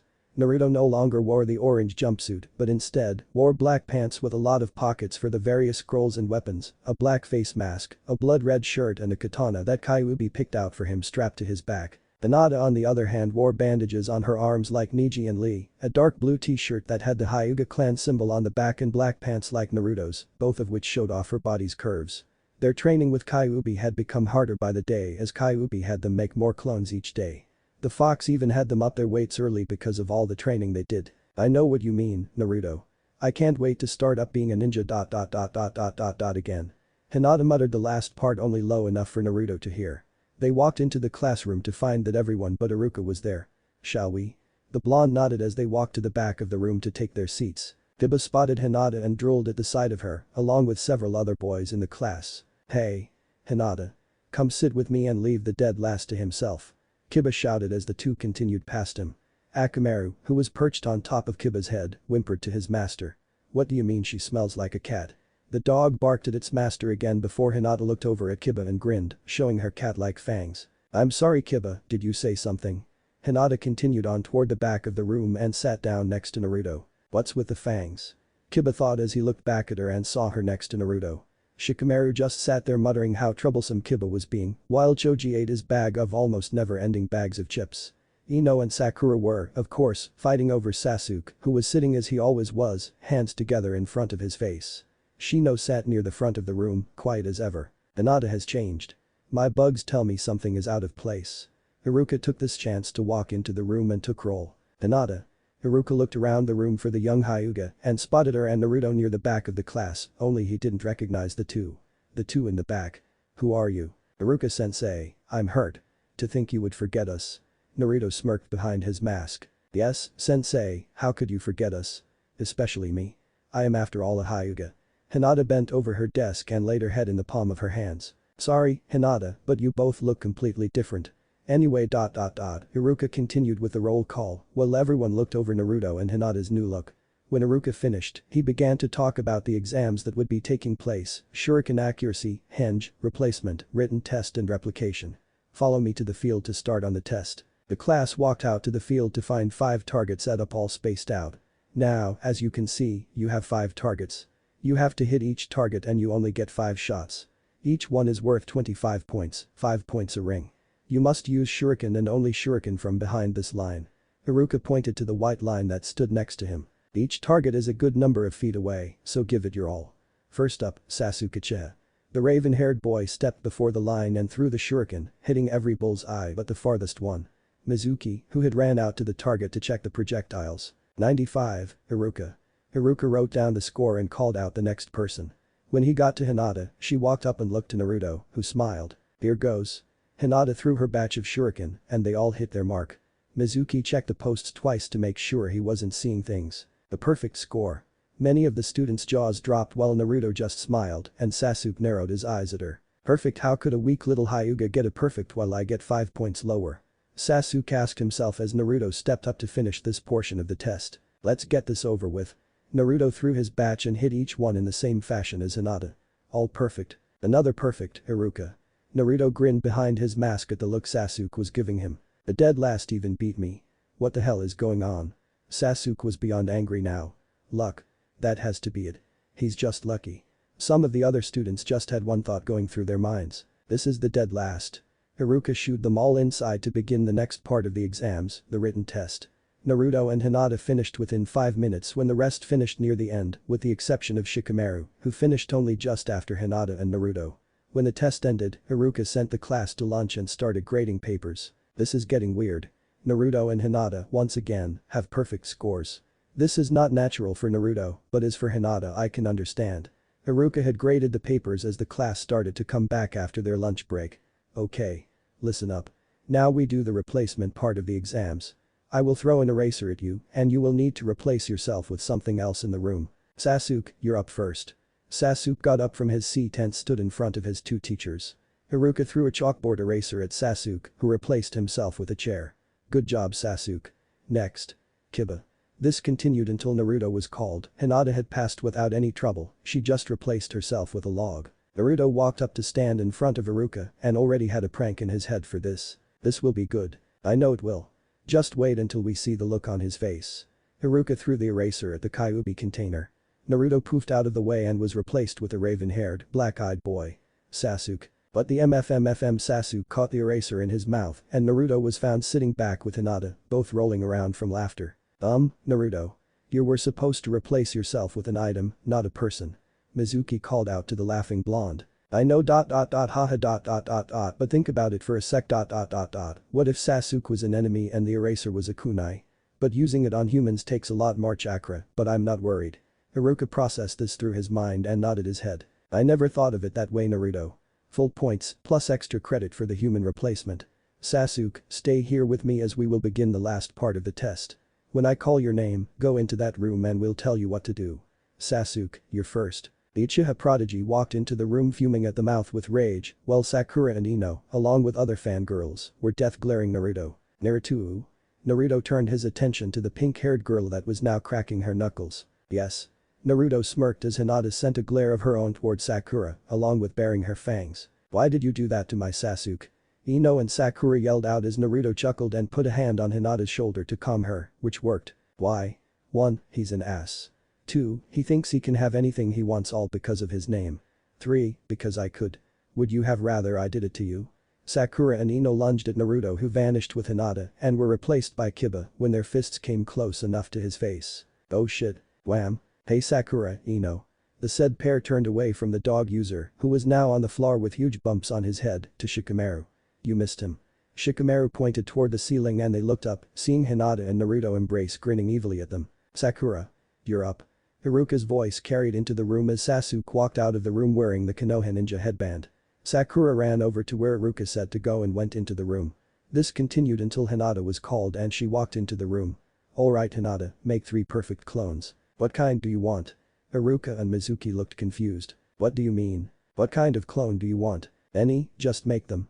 Mizuki said as Hinata shrugged and made several hand seals. Wood clone jutsu. 3 clones came up from the ground and looked at Haruka and Mizuki. There. 3 wood clones. Wood clones. Only the Shadame knew how to use wood jutsus. How does she? Yes, wood clones. Watch. Hinata took a kunai and stabbed the clone closest to her. The clone took the hit and turned into a log. See? Very good job Hinata. Now, make a henge, turning you into me. Haruka watched as Hinata's clones turned into floorboards and she used the henge jutsu and looked exactly like Haruka. Congratulations, Hinata. You pass with a perfect score and more, making you Rookie of the Year. Don't be so sure about that Haruka. Naruto knows more clone jutsus than I do. So don't count him out yet. Hinata picked a headband off the table and walked out of the room with it around her neck. Naruto. You're next. Naruto walked into the room and waited for his instructions. Make 3 clones. They have to be perfect this time Naruto. Naruto nodded and made a hand seal note to us all. Shadow clone jutsu. 50 Narutos appeared in the room and the 2 examiners' jaws dropped. How many are there Naruto? That was a Jonin level jutsu. How does he know that? 50. I guess you want me to do the henge part now right? Fine. All the Narutos turned into a perfect replica of Haruka and if jaws could reach the ground, Haruka and Mizuki's jaws were near the center of the earth. Ha. Fools. Naruto walked over and took a headband from the table, tied it around his head and left the room. That was the dead last. Damn. Now my plan won't work. He's not supposed to be this good. All I know is that he and the Hyuga chick were training and though Hinata was showing him how to do the doppelganger. I should have listened to what they were talking about when they left the classroom. I need a new pawn now. Naruto walked out of the room, followed by a still stunned Haruka, and sat back down next to Hinata with glares from each of Sasuke's fangirls, Kiba and Sasuke himself. Congratulations to everyone who passed. Before I let you go, I have a few things to say. First, Sasuke is no longer the Rookie of the Year. This earned a giant what? From all of the fangirls and a wide-eyed Sasuke. Hinata Hyuga has earned that title. If Naruto's grades were higher, he and Hinata would be tied for it. Now everyone was surprised and or pissed. Is that killer intent or what? Oh well. Naruto and Hinata just shrugged off the killer intent that was directed at them. Be sure to come back here tomorrow at 9 o'clock for your team placements. Also, have a great day and congratulations again. Dismissed. Naruto and Hinata vanished in a matter of seconds before anyone could catch them or see them. When they got outside, Naruto noticed that all the parents had gathered and sent glares and killer intent toward him. They pushed their way through the crowd and sat under the tree with the swing. So, what do you want to do now Naruto? Hinata sat down, fairly close to Naruto. Don't know. I know Mizuki plans to try to get the scroll tonight from the Hokage, but the question is, who is he going to use? Naruto muttered low enough for the 2-tailed replacement to hear. Naruto looked toward the crowd of adults and saw several of the adults glaring at him and Sasuke walked toward him, still pissed. Hide me, dead last. Naruto made several hand seals and looked at Sasuke in the eyes. Lunar sight. Sasuke froze in place and saw that he was no longer at the academy grounds, but in some forest that was so dark that no light was showing through except one pillar that lit up a small area around him. He looked up and saw a full moon. He looked back toward where he saw Naruto and saw him smiling. Like this forest, Sasuke. I call it the lunar forest or moon forest if you prefer. In this place, I can make anything happen. You still can't beat me dead last. Itachi, come out and play. Naruto watched as Sasuke became angry but remembered his brother's skills and that anger turned to fear. As you wish, Naruto. So, what do I get to do to him? Naruto turned his head to the voice and smirked. Itachi walked out from the shadows and looked at his brother. Why, have fun of course. Use your Sharingan if you want. Itachi nodded and made Sasuke watch the death of his family again for 3 days. When Naruto dispelled the jutsu Sasuke collapsed and started twitching. Let's go Hinata. Naruto and Hinata got up from the ground and began walking away before being stopped by a very annoying blonde girl and some other adults. What did you do to Uchiha-sama you brat? One of the many adults called out. Naruto and Hinata made hand seals before vanishing before their very eyes. Mizuki came out of the building and saw Sasuke on the ground twitching. He picked the boy up and took him to the hospital. "I found my pawn." Mizuki smirked as he made his way to the hospital. Naruto and Hinata. "Naruto? Who or what did you have torture Sasuke?" Naruto turned to face Hinata and saw her smiling. They were standing in their training field, away from everyone else. "Itachi. I had his brother make him watch the death of his family. Of course, I gave Itachi the choice to do whatever he wanted." Hinata shook her head. "You really are starting to act like Kyuubi." But, Hinata moved close to Naruto and flung her arms around his neck. "That's why I love you even more than I did before." Hinata pecked his lips through the mask and smiled. "And you?" Naruto held her around the waist and kept her close with one hand and pulled his mask down with the other, "are just like Nibi. From what Kyuubi says." Naruto smashed his lips against his, earning a surprised gasp from Hinata. When Naruto broke away from the kiss, Hinata laid her head in his chest. He started rubbing her back, which made her purr. "Just like a cat. Just the way I love her." "Naruto?" Hinata purred as Naruto looked down to her. "Yes, kitten." Hinata giggled and blushed at her pet name. "You keep making me purr, I'll end up falling asleep right here." The fox boy chuckled and let her go. "Well, what do you want to do? How about we go see the Hokage about a certain house? Then you can leave that hellhole of a household." Hinata nodded and the two vanished in a swirl of leaves. Hokage's office. "Lord Hokage, you cannot let that demon go unpunished. He attacked the Uchiha, a lot of the parents saw it. He even kidnapped a Hyuga." The Hokage was hearing these complaints ever since the academy students were released. Now, it was he to Haruno, Sakura's mother. "As I have told everyone else, Mrs. Haruno, Naruto did not kidnap anyone. She went with him of free will. I have watched the entire confrontation from my office using my crystal ball, and Sasuke challenged Naruto to a fight. Now get out or I'll throw you out." Possibly to Ibiki's office. The pink-haired woman left the room in a hurry and the Hokage took a puff from his pipe. "I am too old for this." Just as the Hokage thought he could relax, Naruto and Hinata walked in. "Hey old man." Naruto walked in and took a seat while Hinata took the one next to him after bowing to the old man. "Good afternoon, Hokage-sama." "Hinata, Naruto. Nice to see you. I was just about to send for you, Naruto. How much has Kyuubi told you about your life?" "Everything. From my father to his power. He told me during class today about my father." Naruto lied. "I see. You must have pestered him to tell you. Anyway, here." The Sandaime took out a set of keys and a scroll from his desk. "These are the keys to your new house, and this scroll is from Kyuubi. I have no idea what's on it, but you'll have to find out." The old man then took out a folder and handed it to Naruto. "That is what your father left me to give you." "Alright." Naruto opened the folder and took out his father's letter and pretended to read. When it seemed like he was done, he looked at the Hokage. "It says here that the forbidden scroll that my father made is mine. May I have it?" "Of course. I know your father planned on giving it to you later on in your life, but due to the Kyuubi attack, he left it in my hands. Come by my place later and I'll give it to you." "Thanks old man. By the way, is Jiraiya, whoever the hell he is, around?" "My dad said that he can train me. I will see if I can find him, but there is no guarantee. I am not sure where he is at the moment. Most likely at a bathhouse somewhere. Some small village west of Konoha." "Achoo." Jiraiya was peeping on some women at, as Sarutobi predicted, a bathhouse. "Someone is talking about me." He felt a poke on his shoulder and turned around to be met with a group of women covered with towels. "Crap. Hokage's office. That's good enough old man. Come on Hinata. Let's go check out my new house." Naruto and Hinata got up from their seats and began to leave. "See you later." Before the Hokage could stop them, the twosome vanished without a trace. "What has Kyuubi been teaching you, Naruto?" The Hokage shrugged off his thought and got back to his dreaded paperwork. "Uzumaki compound. Well, now that's over with. Why don't we grab that kunai and give you the rest of Nibi's power?" Hinata nodded and the two went up to the master bedroom. Naruto grabbed the kunai box from the small space that it was in and handed it to Hinata. "While you're doing that I'll be right back. I have to go get my father's scroll from the Hokage. After that, we'll gather whatever you need from the Hyuga compound and move you into the Uzumaki compound. Sound alright to you?" Hinata nodded and watched as Naruto vanished from her sight. She began the seals that Nibi had taught her for her jutsu and after completing the jutsu, fell back onto the bed and went to sleep. "Hospital, if you steal that, then you will surely become stronger than your brother.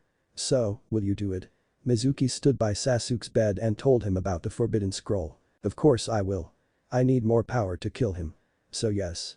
Mizuki smirked and nodded at the boy. "Your best bet is to steal it after dark. Try and get it at 8 tonight and meet me in the forest where a broken down shack is.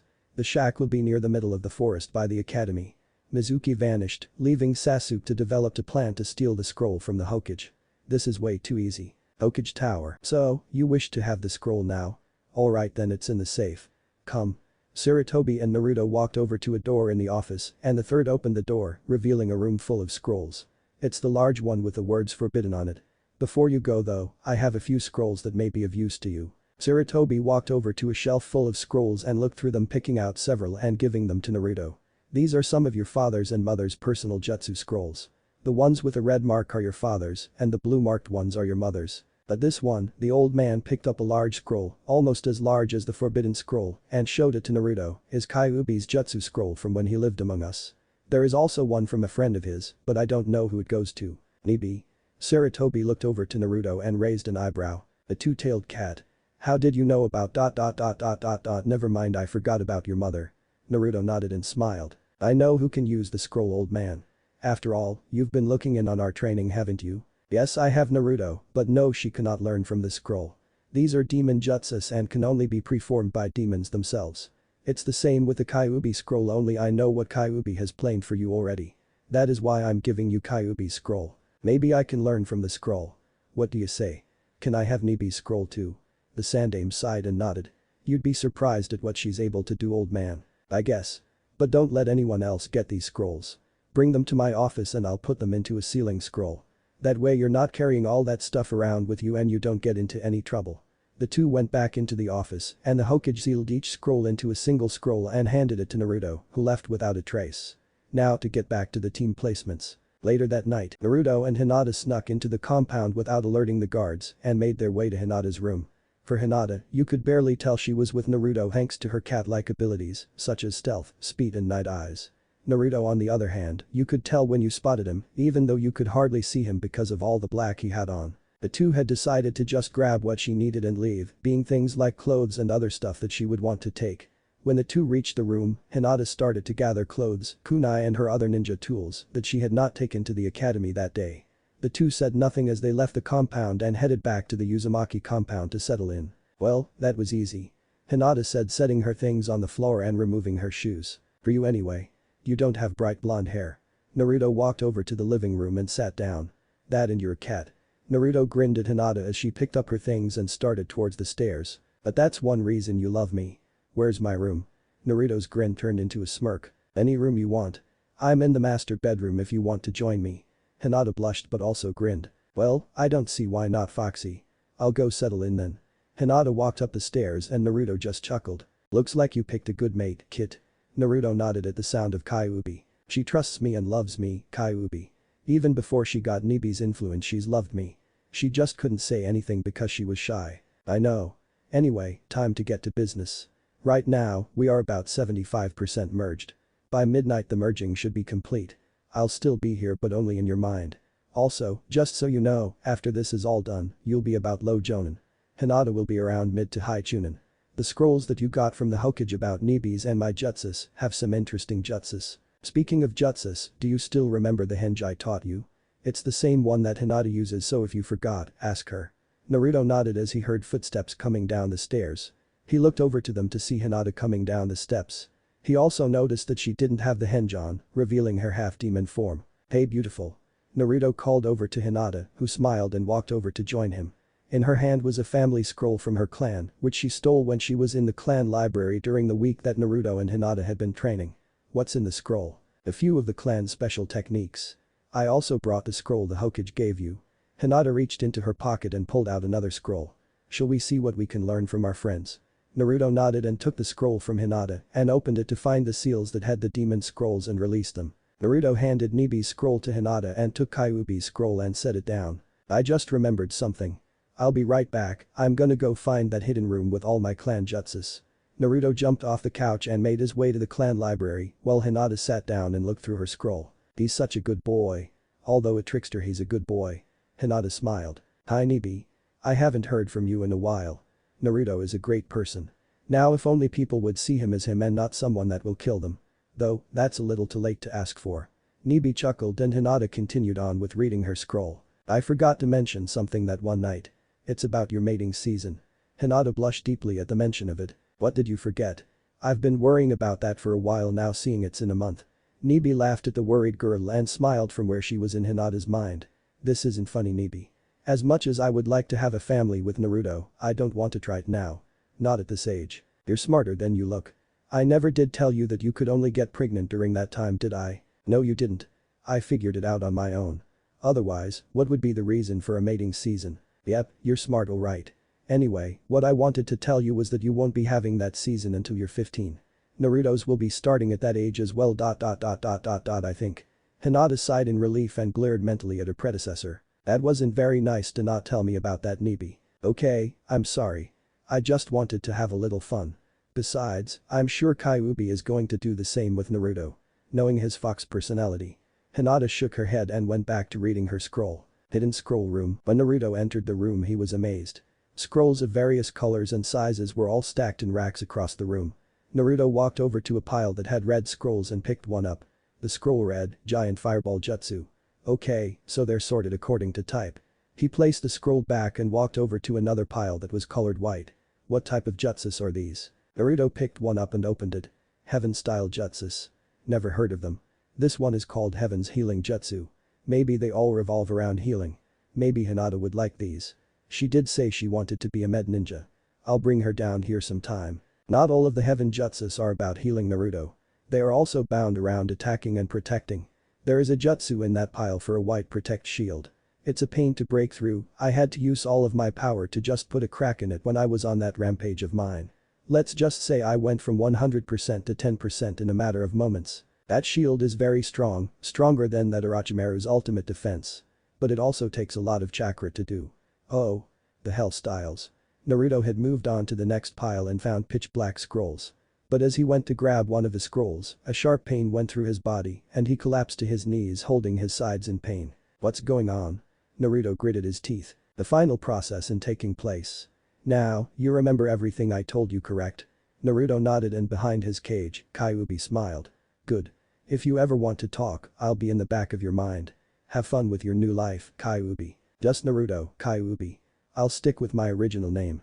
That was the last thing Naruto said as he blacked out. 2 hours later, living room. Hinata was still dwelling in her scroll when the smell of blood hit her nose. Blood. Why do I smell that? Think about when you woke up finding yourself with 2 tails and other cat-like features. Hinata thought about it and got up from her seat. That's right, Naruto is still changing into Kyuubi. I better go see if I can find him. Using her heightened senses, she followed the smell of blood to the library and saw a door that led deeper into the mansion. She walked in and went down the stairs that were before her. When she reached the room that had the strongest smell, she walked in to see Naruto, face down on the floor, surrounded by blood. She took this time to take in her boyfriend's new look.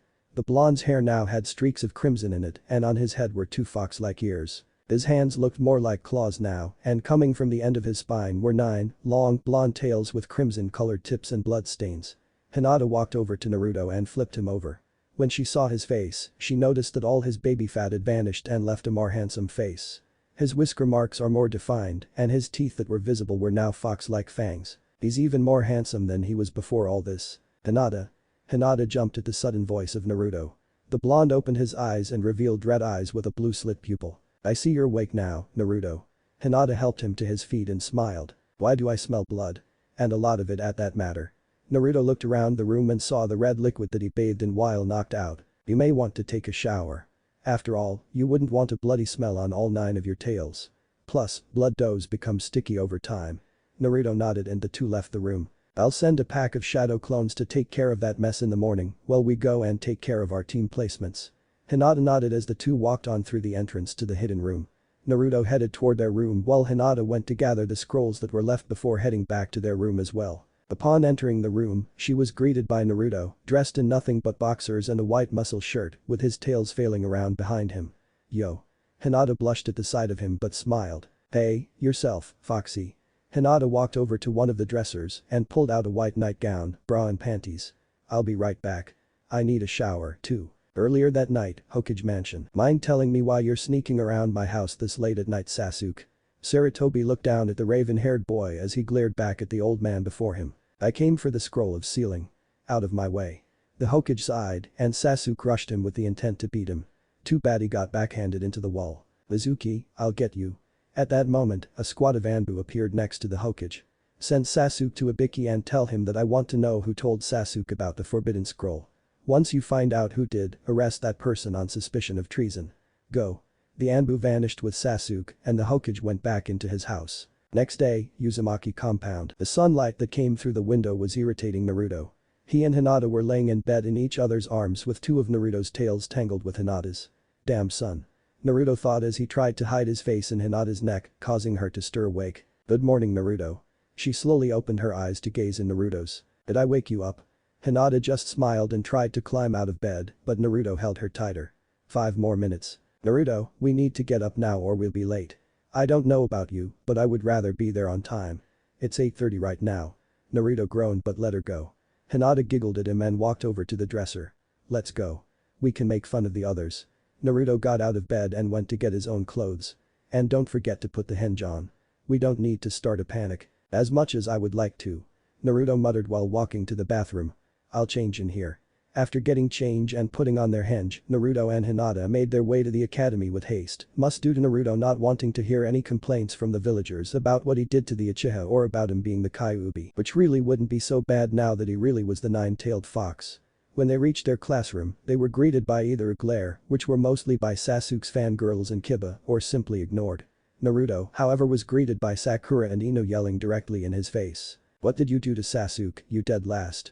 Naruto pulled his fingers from his ears and glared at the girls. Do that again, and I'll make sure you never see your stupid Uchiha again. Naruto ended that with a strong spike in killer intent which sent them back to their seat in a blink of an eye, cowering in fear. Anyone else? Naruto looked around the room and everyone went back to doing whatever they were doing before the two walked in the room. Kiba, being his dumb-ass self, held his glare while Akamaru tried to tell him about something. What is it, Akamaru? Kiba watched as Naruto and Hinata walked by.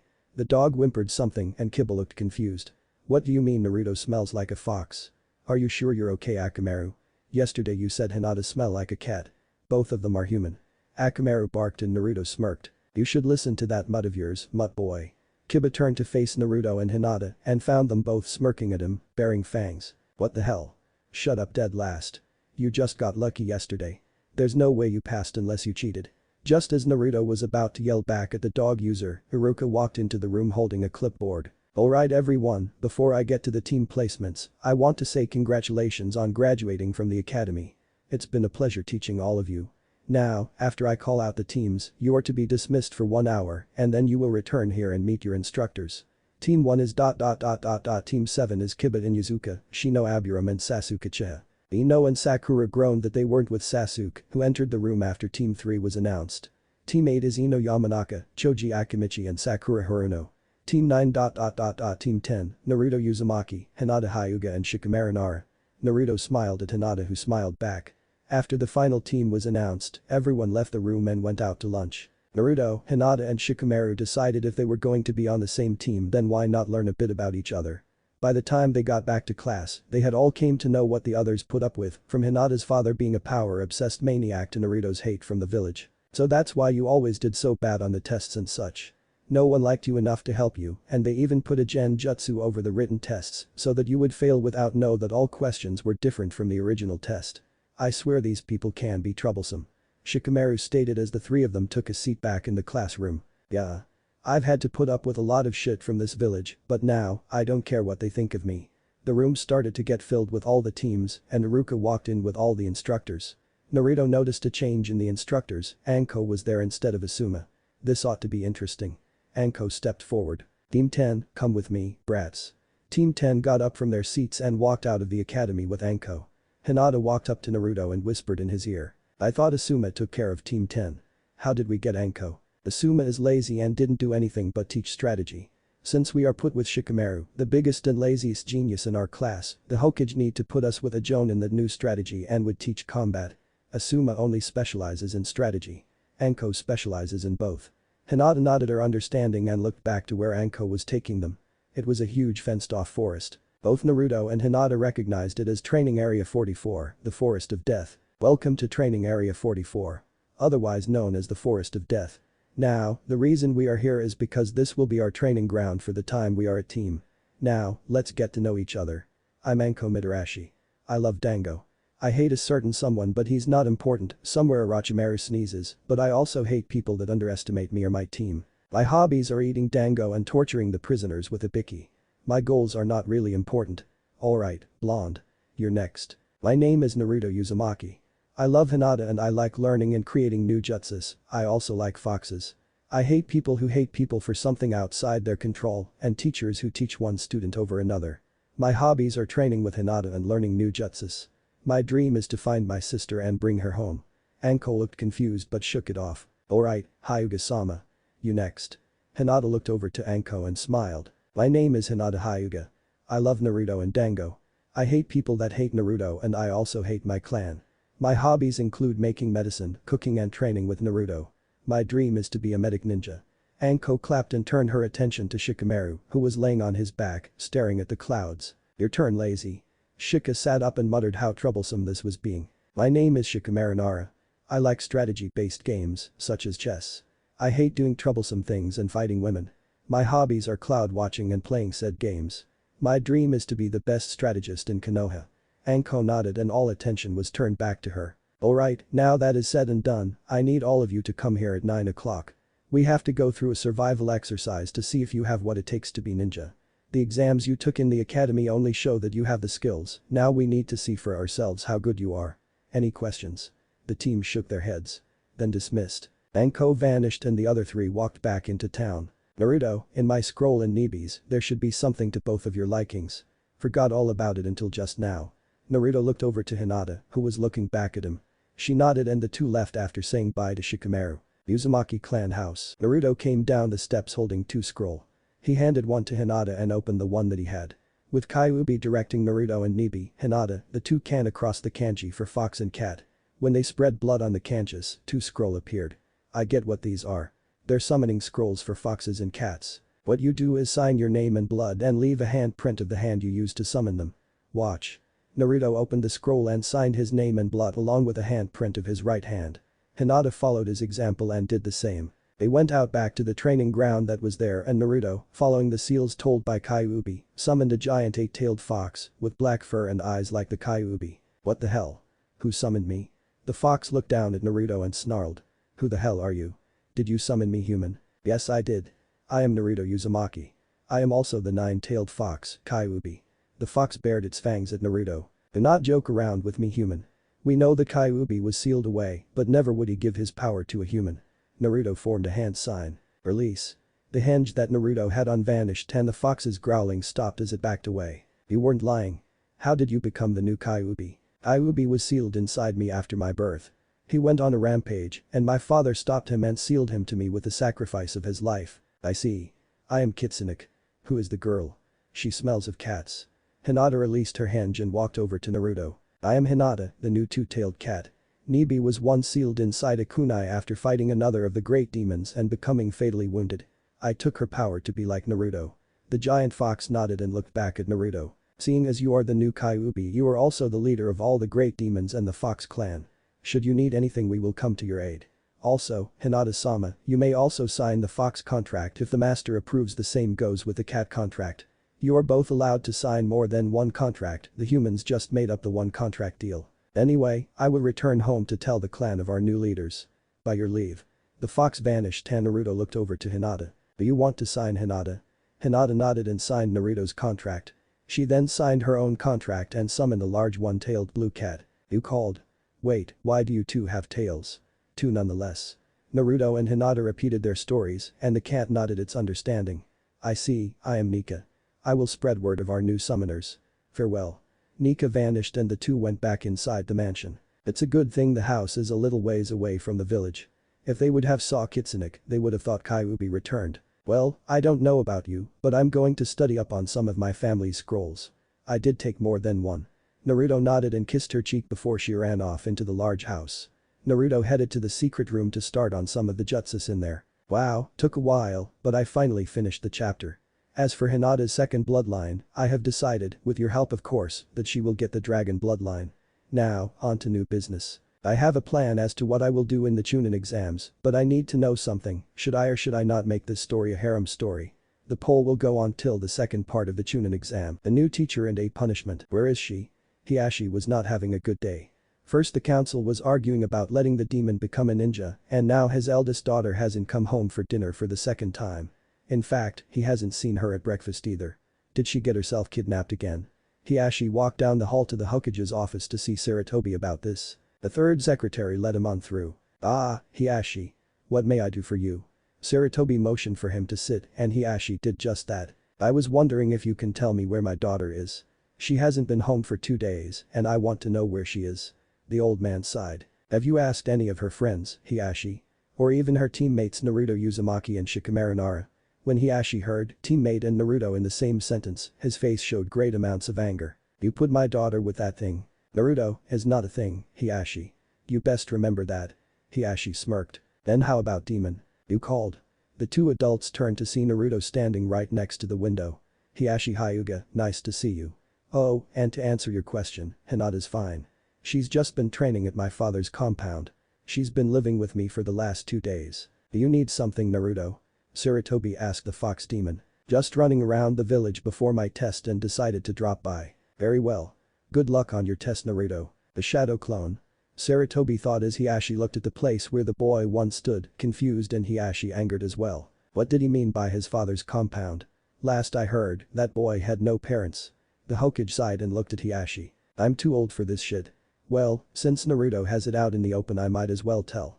This stays between us, got it?" Hiashi nodded and Sarutobi continued.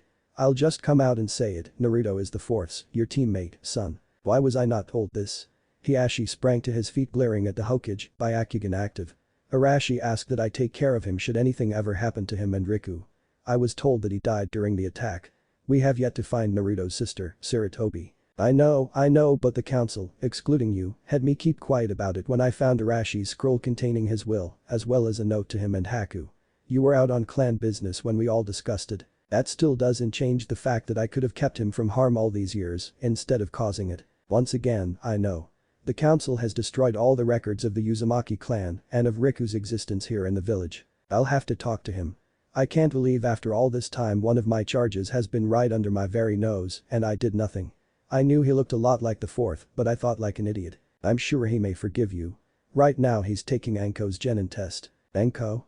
As in the snake mistress?" "The very same, Hiashi. God help us all." Training Field 44. Naruto and Hinata arrived at the training field with 5 minutes to spare. Shikamaru was sitting under a tree and staring up at the clouds. Anko was eating dango while waiting for Naruto and Hinata to show. "Morning, Anko-sensei." Hinata yelled out to the snake lady. "Ah, good. Now we can start. Shikamaru, get over here." The lazy bum sighed and made his way over to his team. "Okay, here's what we're going to do.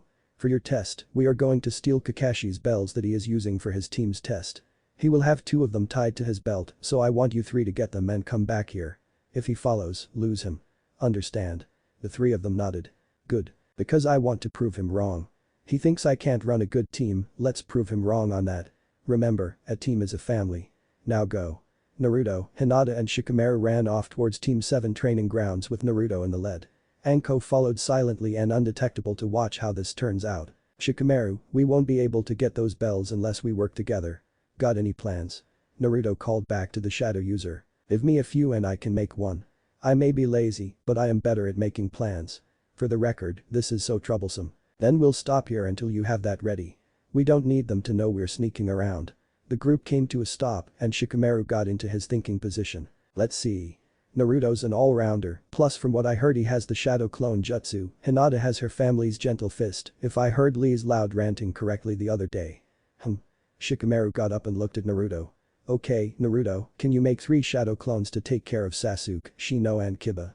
Naruto nodded and Shika continued. "The 3 of us will take Kakashi all together. Naruto will go first and try to stall him while Hinata, you try and attack him from behind. While he's distracted by you 2, I'll use my family's shadow possession jutsu on him and then we can take the bells. Got it?"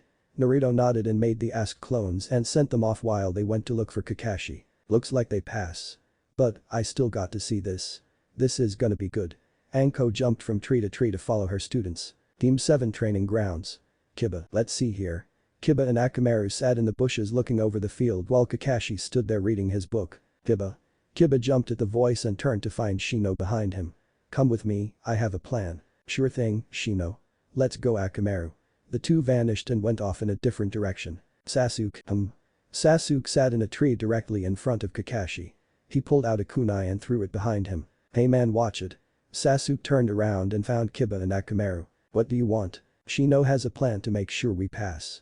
He wanted me to come and get you. You guys will only hold me back. Look, you may be a Uchiha, but I'm telling you that we can't beat him alone.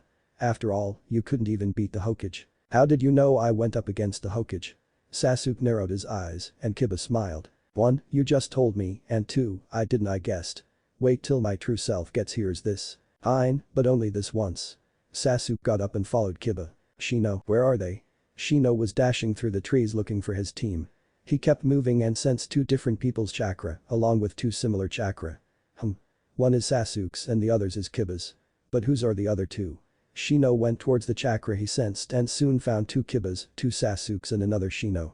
Shino jumped down and looked at the group. What the hell? Another Shino too. Both Kibas yelled out. Both Sasuke's glared at each other while the Shinos looked around. This is troublesome. Kakashi, I wonder what's taking them so long to attack. A plan maybe. Kakashi looked over to the timer and sighed. They've wasted an hour already and they only have an hour left. Just then a kunai flew past Kakashi's head and the white-haired Jonin dodged. He looked in the direction it came from and saw Naruto standing there. May I ask what you're doing here, kid? Easy. I got bored. Naruto rushed to Kakashi and sent a punch to his face. Time for some major payback, Kakashi. The said man blocked the punch but didn't notice the pale-eyed girl coming from behind. What are you doing? AHH. Kakashi turned his head and saw Hinata had just sealed off chakra from his right arm. Now I remember, you're Anko's team. Why are you here? Kakashi went to block another punch from Naruto but found he couldn't move. What the hell? Naruto's fist connected with his face turning him toward where Shikamaru stood. Shadow possession jutsu, success. And Naruto, try to remember that whatever you do to him happens to me. Now get the bells and let's go. Naruto snatched the bells and Hinata ran off with Shikamaru after he dispelled the jutsu. Naruto took out 2 kunai and threw them toward Kakashi before taking off. Kakashi dodged one of the kunai but didn't manage to dodge the other, creating a cut on his left shoulder. They were after the bells. Why would they go after those? I better check on my team. But first. Shadow clone jutsu. Another Kakashi appeared and went off in search of Team 7 while the real Kakashi went to get the bells back. Team 10, we got them, Anko-sensei, you can come out now. Naruto said as they stopped in the forest.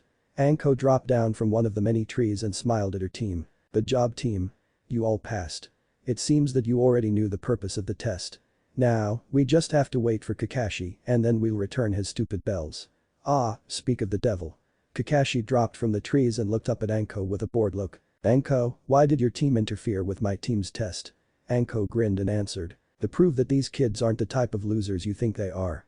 Seeing as how they work together right away instead of going in head first, plus, I saw that Shikamaru is smarter than he seems, so if I were you, don't you ever underestimate my team again. Oh Kakashi, your team just defeated all my clones that I sent together as a team.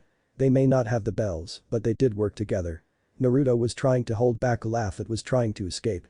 That idiot tried to fight the old man. I am not going to let him live this down. I know, I have a clone watching over them as we speak. I just need to get their teamwork higher. Well, I'll take my bells and leave you then. Naruto nodded and held out the bells. Naruto placed the bells in Kakashi's hand and Team 10 walked away with Kakashi going back to his team. Hinata walked up to Naruto and instantly took hold of his arm. Naruto looked over and smiled at her. You two have been really close nowadays. Shikamaru stated as they arrived their training grounds. Let's just say we understand each other more than anyone else does. Naruto replied. Alright you three. You did very good today. Now, I want you all to meet at the Hokage Tower at 9 tomorrow. We'll have our first mission. Also, Shikamaru, I want you to start learning more jutsus. If you only stick with that one then you'll have problems. Naruto and Hinata, I haven't really seen what you two can do completely, but try to help out Shikamaru whenever you can. Dismissed. Naruto and Hinata vanished while Shikamaru just walked off. Anko went to the Hokage Tower to give her report. After this I'm getting some dango and maybe I can convince Ibiki to give me some advice on being a sensei. Hell, maybe I can get him to help. Naruto and Hinata arrived at the Uzumaki compound to find someone that Hinata never wanted to see for a long time. What do you want, father? Or do you prefer Hyuga-sama? Hinata spat out at her father, earning a surprised look from him. You will, watch your tongue, Hinata. I came to speak with Naruto. Well, you can forget it because I don't talk to people who treat their daughters like trash. Naruto stepped in front of Hinata and bared his fangs. Naruto, please listen to me. All I want to do is talk. I've heard what you want to say before. Really? Then maybe your father wrote about it in his will. Naruto looked at Hiashi with a raised eyebrow. What are you talking about? My father didn't say anything about you. Let's continue this inside, shall we? This is going to be long. Hiashi opened the door and they went inside the mansion. They walked into the family room and Hiashi sat down across from Naruto and Hinata. What is it you want, Hiashi? Naruto had his eyes narrowed towards the Hyuga in front of him. First, I would like to apologize for all the wrong I have done to you. I had always treated you as a demon, but had I known who you truly were then I would not have treated you in such a way. In fact, you would have been under my protection the moment I found you. What are you talking about? Naruto raised an eyebrow in confusion and Hiashi sighed. Your mother and father asked that I watched over you and your sister should anything ever happen. On the night Kyuubi attacked, your mother died giving birth to you, while your father sealed Kyuubi inside you, causing his death. It was told to me by the council that you had died on that same night in the hospital when it was attacked. I just learned today about who you really are. Fine, I accept your apology and reason. Is that all you came for? Hiashi shook his head no. I need Hinata to come home. I refuse to return on the grounds of you not holding up to your duty as a father. Hinata used venom in her words as Hiashi glared straight at her. You will return, Hinata. By force if I must. Then you will have to get through me, Hiashi. I will not allow you to harm her any more than you already have. Stay out of this, Naruto. That is Naruto-sama, to you scum. Naruto spat out as Hiashi rose from his seat in anger. How dare you? Indeed, Hyuga. You see, your constant threats and put-downs were the reasons Hinata was weak as you called her. You drove her confidence to non-existence. I went and rebuilt that confidence to make her stronger than she really was. You were so worried about the clan that you paid little attention to your eldest daughter. The Hyuga head had calmed down and thought over Naruto's words carefully. He's right. I was much more worried about the clan that I didn't even bother with her. I should also let you know that I am living here with Naruto. Nothing you say will change that and I could care less about the clan. The demon cat looked up at her father, who stood there shocked. Very well then. I will take my leave. But, if you need anything, then feel free to come to me. I guess I can at least try to regain your trust, Hinata. Hiashi left the room as Naruto and Hinata watched. When the sound of a door closing was heard the two sat back and relaxed. I was wondering when he would notice my absence. Took him long enough. Hinata released her hinge and Naruto did the same. One of Naruto's tails wrapped around Hinata and pulled her close to him. Yes, I know. What would you like to do, kitten? Hinata giggled and smiled at her blonde crimson-haired fox. Outside Konoha, the white-haired man was standing in front of the village gates. The white-haired man had an open red trench coat, fingerless, black gloves, combat boots, and black jeans. Strapped to his back was a broadsword with the hilt designed with a skull on it. Well, Shinigami, looks like I made it. Although, I have no idea what you want me to do with those two when I meet them. The man walked up to the gate and was stopped by two Chunin. Name and reason for visit. One of them ordered. Dante Sparta. I wish to see the Hokage. The Chunin nodded and let him through. As the man walked through the streets he thought, I really wish father and mother told me more about this. All I know is that I'm looking for Naruto Uzumaki and Hinata Hyuga. Dante continued walking through the streets until he ended up at the Hokage Tower. Let's get this over with. The white-haired man walked inside. The Uzumaki household. Naruto and Hinata laid on the couch in each other's arms, watching a movie. Hinata snuggled closer to Naruto with a sigh and closed her eyes. They had decided to take the day off from training and just spend the day together. The two had gone shopping at one of the stores that Naruto had found that didn't kick him out at first glance. They had gotten food and other household items that they needed before returning. It had been a good 2 hours since then, and Hinata had cooked a good lunch, or in Naruto's case, the best food he ever had. The two were enjoying their time until a knock at the door interrupted them. Hinata heard a growl from Naruto as he unwillingly let her go. I'll be right back. Naruto kissed Hinata and went to see who was at the door, but not before putting on his hinge. Using his demon eye, he saw that an Anbu was there. He opened the door and greeted the Anbu. Yes, Naruto. You and Hinata-sama are needed at the Hokage's office. Naruto nodded and went back into the house to retrieve Hinata. He came back a minute later with Hinata with her hinge on. Let's go. Naruto and Hinata made some hand seals before vanishing without a trace, leaving a stunned Anbu. That kid just ... I am going to need a drink. The Anbu vanished. Hokage Tower. They should be here right about now. Just as Sarutobi finished, Naruto and Hinata entered the room from thin air. How do you two do that? A friend. The two demons said together. The third sighed and motioned for them to sit down. I called you two here because this man, Sarutobi gestured to the white-haired man that was standing in the corner of the room that Naruto and Hinata failed to notice when they arrived. His name is Dante, and he said that he needed to see you about something his parents sent him to do. So, this is the cat and the fox. Pretty young for a 9-tailed fox and 2-tailed cat. Now I see why Shinigami and Fate sent me. Naruto is the container for the 9-tailed fox, not the fox itself.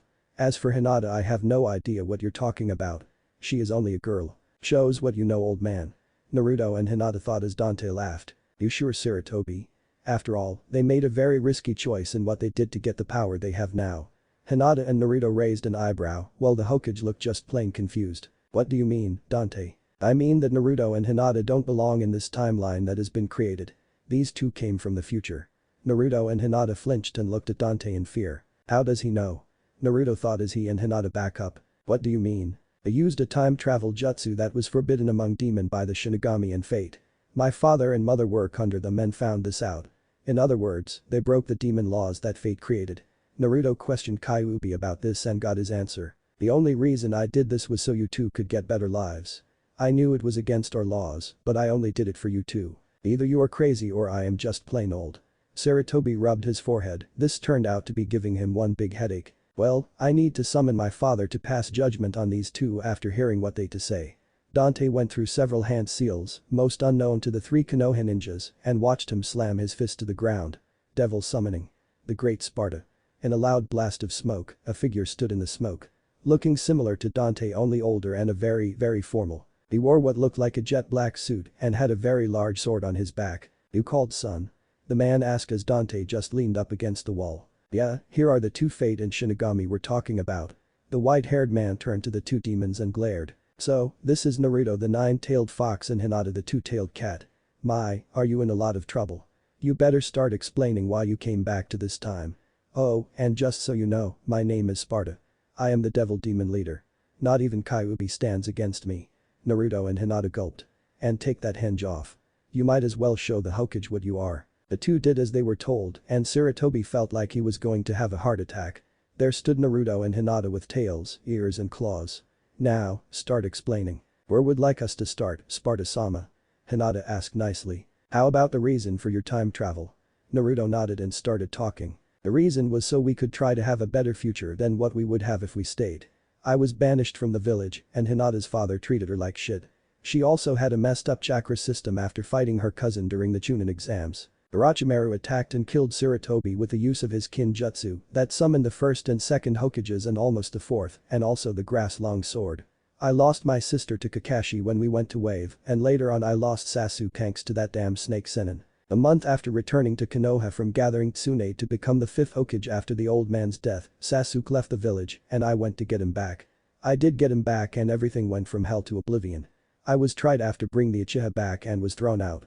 I found everything out about my parents and my sister that same day. Kyuubi gave me the option of going back in time and I accepted. Hinata wanted to come with me so she became Nibi in order for her to join me. Orochimaru has been causing a lot of trouble for us lately. Trying to gain immortality is the only law that grants instant death when broken.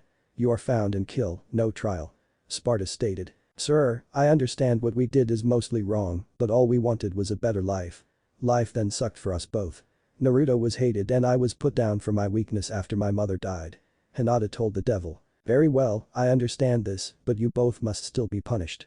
Since you both are 2 times as strong as you would have been had you stayed in the future, I will cut both of you down to 1 tail of chakra. You gain them back after each birthday and Hinata. Yes, Sparta-sama. For now you will be at your 2-tailed strength, but with 1 tail. Since you combined both, your human self and Nibi's demon self with this times, you have more power of the 4-tailed right now. When 3 birthdays have passed, you will have 4 tails. Yes, Sparta-sama. Hinata bowed to the white-haired man. Well, let's get this over with, Virgil needs me to see the 4 tails anyway. Sparta went through 5 hand seals before calling out his jutsu, devil style. Power deplete jutsu. Naruto and Hinata felt their demon power leaving them and all but 1 tail was all that could be seen from them. They still had all their other demon features, but now they were left with 1 tail. I hope I don't have to see you two again. Good day. Sparta vanished and Sarutobi, who had been stunned speechless through the entire ordeal, spoke up. You two have a lot of explaining to do. Naruto and Hinata flinched as Dante just chuckled. Don't worry, old man. Anyway, Naruto and Hinata, I'll have to train you in your demon arts for a while. Also, I suggest that you get someone to replace you, old man. You're way too old for this. I know what you mean, Dante-sama. Please, no formalities. I hate. Now, as for you two, Dante looked at the now 1-tailed demons and smirked. I'll be staying with the 2 of you while teaching you to use your demon chakra the right way. All of your human chakra will be gone by the day's end and you will both will need so serious chakra control. Old man, I suggest you get that one woman that Naruto was talking about and get her here to become the next Hokage. That's up to you though. Naruto, Hinata, let's go. Dante walked out the door with the demons following after replacing their hinge. Sarutobi sighed as the two left. I really need to follow his advice. I am too old for this. Sarutobi began writing out a letter to his two students that he knew he could trust. The two demons and the devil's son. Well, the sooner we get home the better. Naruto said as he looked around the village. The villagers glared at him harshly and he noticed that a few Hyugas were waving to the three. Naruto looked at his watch and found it to be 4 o'clock. Time sure does fly. So, kid, tell me a little about your father. Heard about him but never got to meet him back home. Dante asked Naruto. I'll tell you when we get back to the house. It's a secret not meant for unwanted listeners. Whatever. Dante said as they rounded a corner. These two should be an interesting bunch. I sense a locked away power in Hinata. I wonder. Hinata, when you were a kid did you ever have a seal put on you? No Dante, I didn't. Why? Because from what I can sense, you have a locked away power within you. Well, there is this tattoo I got on my arm. I have no idea where it came from though. My father said that it was for acknowledging the clan heir. Dante scoffed. That's a lot of bullshit. That is a seal locking away a bloodline that you received from either your mother or father. Most likely my mother then, she wasn't a Hyuga. I really don't know what she was. Dante nodded and they turned into the compound. I'll go see your father about this. That bloodline needs to be unlocked. If that seal stays on you any longer than 2 more years then the bloodline will burst the seal open and mess up your chakra system even more than your cousin did. Hinata gulped and Naruto sighed. We will start your training when you get back tomorrow from your mission. You'll be doing chakra control for a long time. For now, relax. Naruto nodded and they all went inside. Dante went upstairs to pick out a room while Naruto and Hinata went to the living room. Well, this has been a pleasant surprise. First we pass Anko's test then we meet the devil himself and his son. Hinata sat on his lap and put her arms around him. Well, even though we didn't know about demon laws, we still deserve the punishment. I mean, Kyuubi and Nibi no longer exist.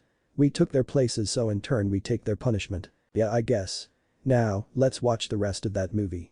Naruto turned on the TV and the two went back to snuggling together on the couch. Mission to wave ... again. It's been 5 weeks since Dante had started living with Naruto and Hinata and the two were regretting every bit of it. Dante's demon training had them doing things normal people would die from.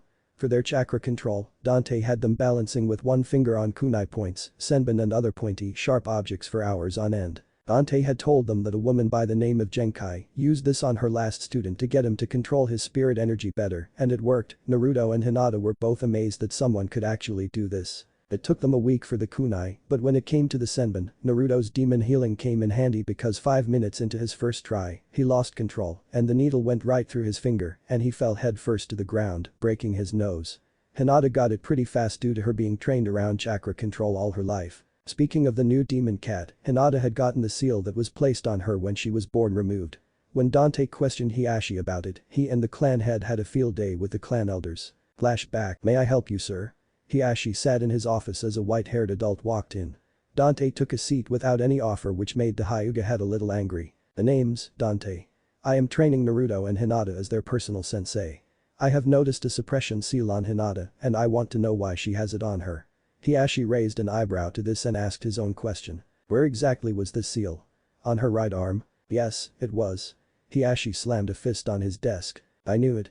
Dante raised an eyebrow. Knew what? When Hinata was born, the clan elders put that on her, saying it was a new tradition that the heir have a tattoo like the one she bears now. They did this in private so I wouldn't know that it was a seal. When I saw the design I went to the elders and demanded an explanation. They said that the tattoo was designed like that for future heirs. They said it would pass on to the first child of the bearer. I knew nothing of seals except the caged bird seal. Those old fools have been going behind my back since they were on the council of clan elders. Now they have gone too far. Hiashi called for a branch member and sent him to fetch the elders for a meeting. When those fools get here they'll answer to me about this. I know Hinata's mother wasn't of the Hyuga, but whatever they are trying to do will stop here. Hiashi got up from his chair and headed towards the door. Follow me Dante. We'll find out what they're up to. Right behind you, Hiashi. Dante jumped out off the chair and followed Hiashi. They went to the meeting chambers where the Hyuga elders were already sitting in their seats. Hiashi-sama, what is it that you needed to see us? And who is that with you? One of the elders asked as Hiashi took his seat and Dante stood before the council. This is Dante. He is teaching Hinata as a private teacher with Naruto Uzumaki. What I have called you all for is about my daughter. Well, before you called on us, Hiashi, we were discussing on a test to see if Hinata is really suited to be the heir. We were going to ask that you make her fight Hanabi one last time, and should she fail, she is to have the cage bird seal placed on her and made a branch member. The oldest looking elder said. Hiashi looked over to Dante, who was shaking his head with a smile. No, we will not have that happen. What I have called you here for, elders, is the concern of Dante here, who has found a suppression seal on Hinata's right arm. The same place where you placed the heir's tattoo. Dante is a master of seals, and I think you all have some explaining to do. The elders all went pale. The Hyuga clan head had just found out what they had done. The eldest Hyuga stood and looked over to Hiashi. Hiashi, we did it for the good of the clan. Should our bloodline leak into a Hyuga, then our clan would be tainted with an impure air. The seal stops that bloodline from mingling with our Dujutsu. That woman's bloodline was a danger to the clan. Hiashi slammed his fist on the desk he sat at, and Dante shook his head with a chuckle. Man, when Hinata said that you old guys were idiots, she wasn't lying. Don't you all know what that seal will do if left alone for 2 more years? Suppression seal have multiple effects on bloodlines. For example, the bloodline that we're talking about is what type? Active at birth, Dante. Hinata's mother was of the last dragon users in Konoha. When Kyuubi attacked, the Drake clan was completely wiped out except my wife. Her family was able to use dragon-style jutsus. Only those of the Drake clan could use them. Thank you. You see, if you would have placed this on a bloodline like the Sharingan, you wouldn't have to worry about a thing.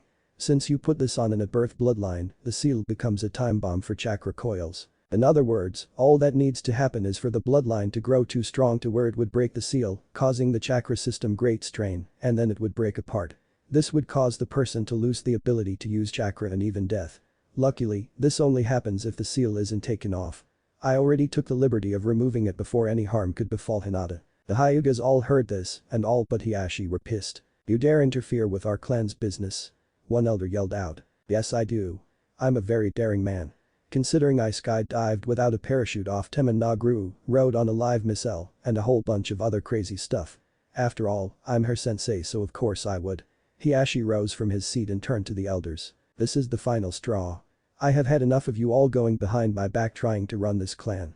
I hereby disassemble the council. From now on, only I will make decisions for this clan. You are only members of the clan. I also remove the cage bird seal from all branch members. You elders are dismissed. Dante, thank you for bringing this to my attention. I will need to meet with you and Hinata at a later date, but for now.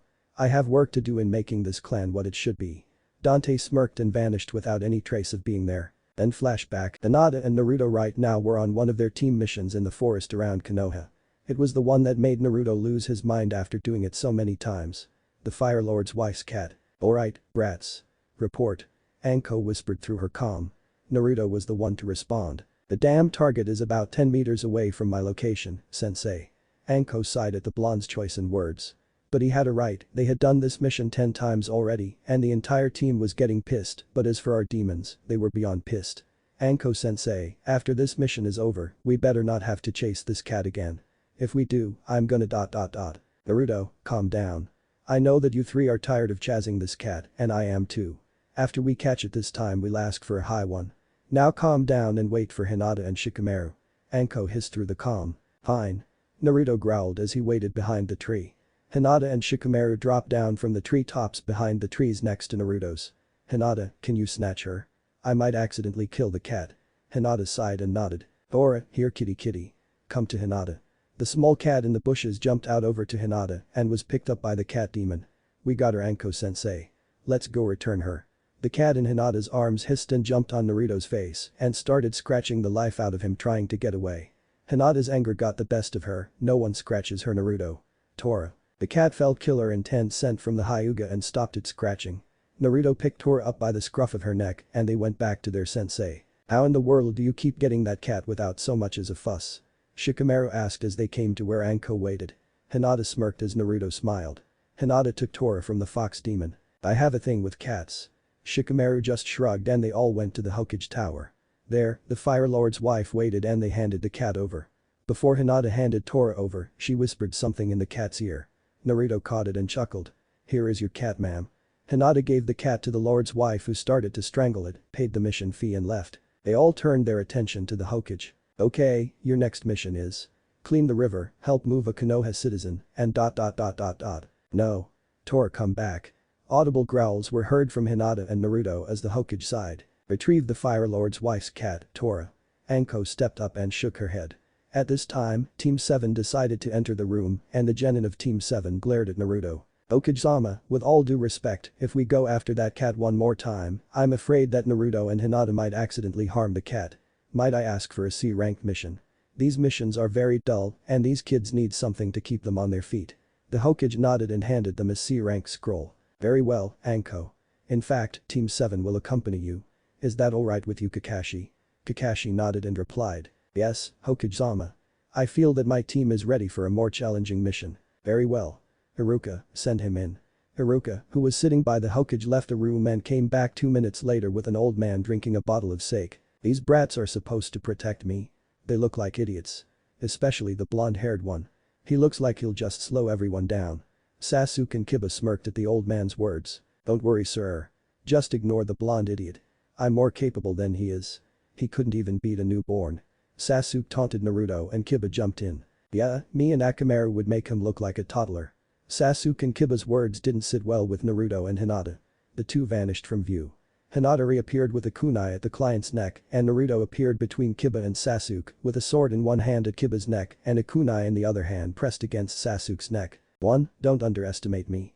Ever. 2. Kiba, Sasuke, I could kill you in a moment's notice and you wouldn't even know it happened until you're sitting in front of the Shinigami. 3. Sasuke, don't make me call on him again like I did after the academy's exams. After all, I'm sure he would love to make you watch it all over again. 4. Old man, don't think that just because we're kids means that we would just get in the way. Naruto and I have seen things that would make seasoned shinobi piss themselves. Hinata and Naruto pulled their weapons away and walked back over to where Shikamaru was watching the exchange with a shocked expression. Kakashi, Anko, Haruka and the Hokage sighed as the two demons sat down next to each other. Naruto, Hinata, please don't threaten the client or your teammates. Even if they need some manners and to be put in their place. Anko told the two while Kakashi looked over to Naruto. Naruto, who exactly were you talking about when you said, don't make me call on him? Naruto smirked and replied to Kakashi's question. I was talking about Itachi. Let's just say that Itachi saved my ass when I was a kid. I'd say more, but I promised I wouldn't say anything about what happened that time he saved me. He said he'd find a way to explain his actions himself. This put everyone in the room, but Hinata in a confused state, while Sasuke fumed in anger. Well, what are we waiting for? What's the mission? Right, my name is Tsunade and you will be protecting me from bandits on the way to my home country Wave and while I construct a bridge that will connect us with the mainland. Once the bridge is done, that would be the end of the mission. Both teams nodded and Kakashi turned to the teams. Right, seeing as Wave is a week away, we will leave in 2 hours. That sound alright with you, Anko? Yes it does, Kakashi. Well, everyone go and get ready. We'll see you at the gate in 2 hours. Anko ordered and vanished. Just as Naruto and Hinata were about to leave using their version of the body flicker jutsu, the Hokage blurted out to them. Naruto, Hinata, please stay. The two demons nodded and waited as the others left. They followed the Hokage back to his office where Dante was sitting and waiting with Hiashi. Ah, good, you're here. Now then, Naruto, I have something for you to give your sister if you see her on this mission. As for you, Hinata, your father has something for you. Hiashi took a scroll out from his sleeve and handed it to his daughter. I finally found your mother's clan scrolls. This sealing scroll contains several scrolls with her clan's jutsus. There are 10 scrolls in all. Also, I believe that you took several scrolls from the clan library.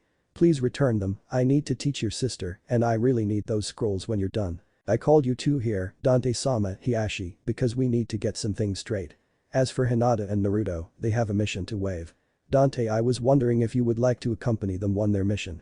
Hiashi, I need you to decide on what to do with Himura's clan house. We'll get to that later. Now, I think that it's time that you learn who your daughter really is, Hiashi. Dante and I have agreed that you should know about this. Naruto, you will take the henge off as well. Hiashi looked at his daughter and his friend's son confused and the two looked at each other, then the Hokage. Are you sure, old man? Yes, Naruto. You two need to get this out to Hiashi, seeing as you and Hinata plan on getting married in the future. Dante smiled as the fox and cat demon's hands shot up to the left side of their necks. How the hell ... never mind.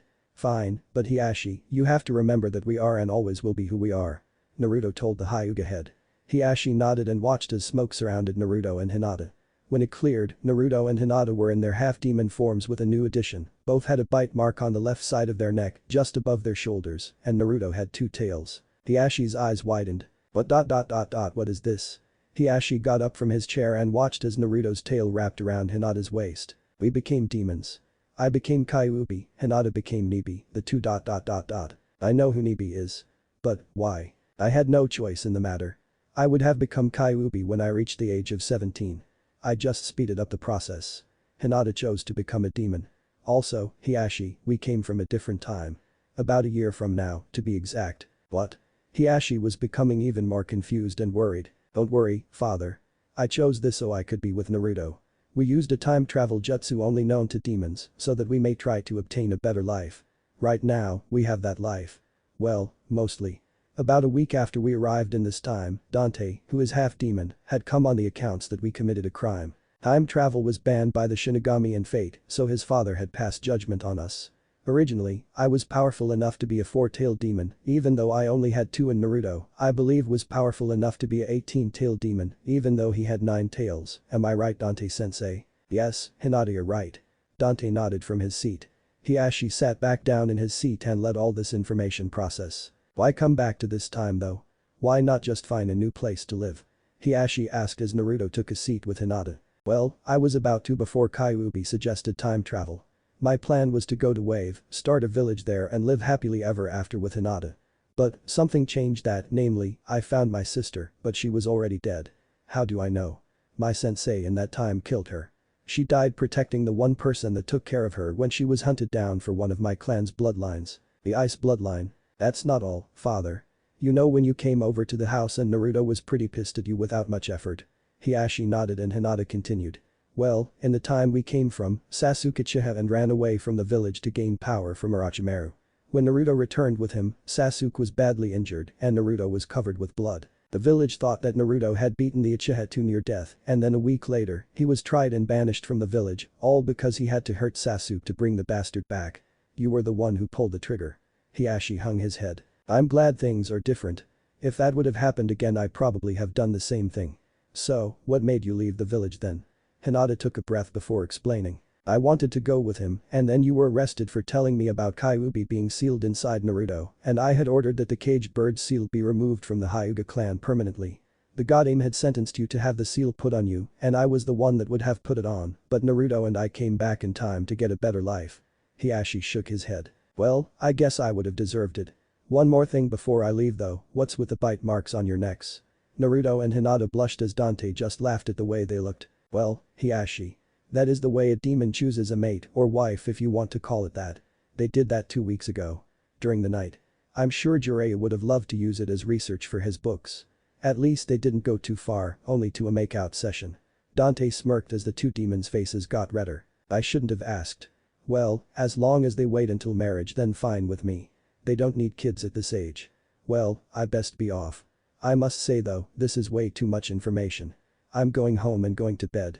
I'll see you both when you return then. Hiashi left the room rubbing his temples, but not before saying, I need a drink, or 20. This is just too weird. Well, that was better than expected. Now, on to what I want to know. What was that about Itachi Naruto? Itachi said that he will tell you. I guess I can call him here. Be back in a minute dear.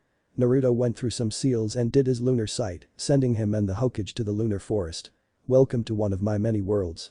This is the lunar forest. Itachi, come on and join me and the Hokage. Itachi came from a path that became lit by moonlight as the Hokage entered a fighting stance. Ah, Naruto. Nice to see you again. And in your demon form no less. Last time Hinata was with you. Oh well, nice to see you old man Sarutobi. I guess I can explain why I killed my clan now can't I? Itachi leaned against a tree while the Sandaime looked on in confusion. Old man, this may seem like an ordinary genjutsu, but really, this is an actual place. This is all real, and so is Itachi. You see, this jutsu that I use take our minds to a plane in the other world. If you die here, then you will die in the real world. Now, say that I wanted to summon my father here, his spirit would come directly here from the Shinigami himself. Now then, seeing as we need to hurry this up, Itachi, just give him the shortened version. Itachi nodded and started off. My clan was thinking about killing both you and Naruto. When I was told by my best friend that I would be the one to kill you, I refused.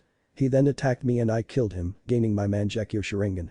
I then went to stop my father but was met with resistance, for someone followed us. I killed them all, except my mother who is living in Snow Country by my request, and I was going to tell you, but the Anbu decided that I was psycho. That leads us to today. I have wanted to clear my name for so long I finally got my chance. I have also, by some odd miracle, met with the Itachi of the time that Naruto came from. My partner Kisame and I are said to be going after Kyuubi. No one knows of this, but future Itachi and Kisame were planning on telling Naruto the truth when he was 17, the day he became Kyuubi. They only acted. So, I shall do the same, unless you can find a way for Kisame and I to come to Konoha and clear our names. Sarutobi took all of this in and was surprised. Itachi and Naruto watched him as he stood there going through everything in his mind. Okay, but what about Sasuke? Remember the state you put him in before you left? Also, why did you let your mother leave? That was to cover my escape. I ran into a room to hide and found him. He asked why I killed father and I made up the lie for power. Then I used Tsukiyomi and left Konoha. My mother was on her way back from a mission and I told her not to go back. I told her everything and she agreed to go to Snow Country, but only if I promised to watch out for Naruto if I ever met him. The rest is history. Okay, Itachi. I'll bring this up with the council. I'll see what we can do. Thank you, old man. Naruto, tell Hinata I said hi. Itachi vanished and the two returned to the third's office.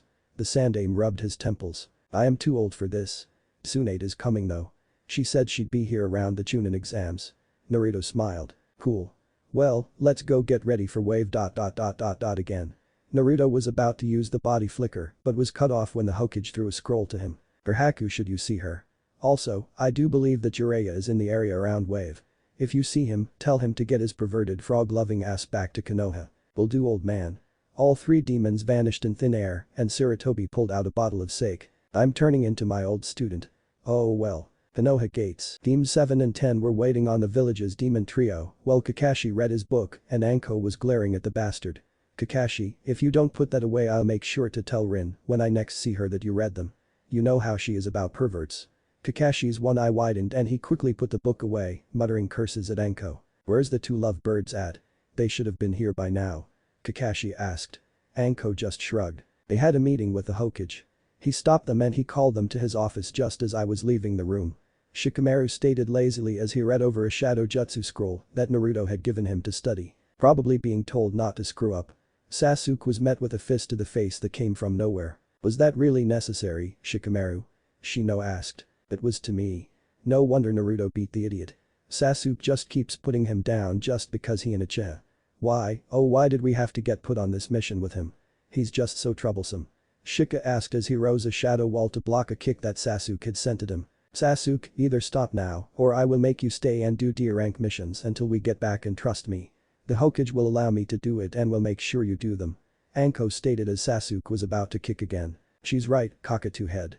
Everyone turned to the village and saw Dante, Hinata and Naruto walking toward them. Names, Dante. I was asked to go with you.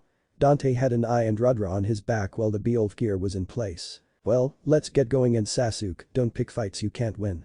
Hinata stated as Team Anko walked in front of the group. Kakashi walked up to Dante and started a conversation with him. So, why are you here? Dante smirked. I'm here because I'm Naruto and Hinata's personal sensei. But I do help out with Shikamaru and Anko when I have the time. Why? Kakashi just shrugged. Just wondering. 2 hours later, the group walked along the road when Naruto spotted 2 puddles of water. He sent a look at Anko, Hinata, Shikamaru and Dante and saw them nod. Kiba went and opened his big mouth. That has got to be the worst disguise ever. It hasn't rained all week. Kakashi and Team 10 slapped their foreheads. The 2 puddles vanished and were replaced by the demon brothers. Kiba you fool. Shino said quietly. The 2 brothers lunged at the group only to drop dead by a wave of wind and fire. Easy. Dante said as he put his 2 demon blades back on his back. And I spoke up. Yes Master Dante, that was too easy for someone such as you. Rudra spoke up too. I agree, brother. These humans were beneath him. Dante sighed and slammed the brothers' heads together. What did I say about talking? Dante asked. The swords didn't utter another word. Good.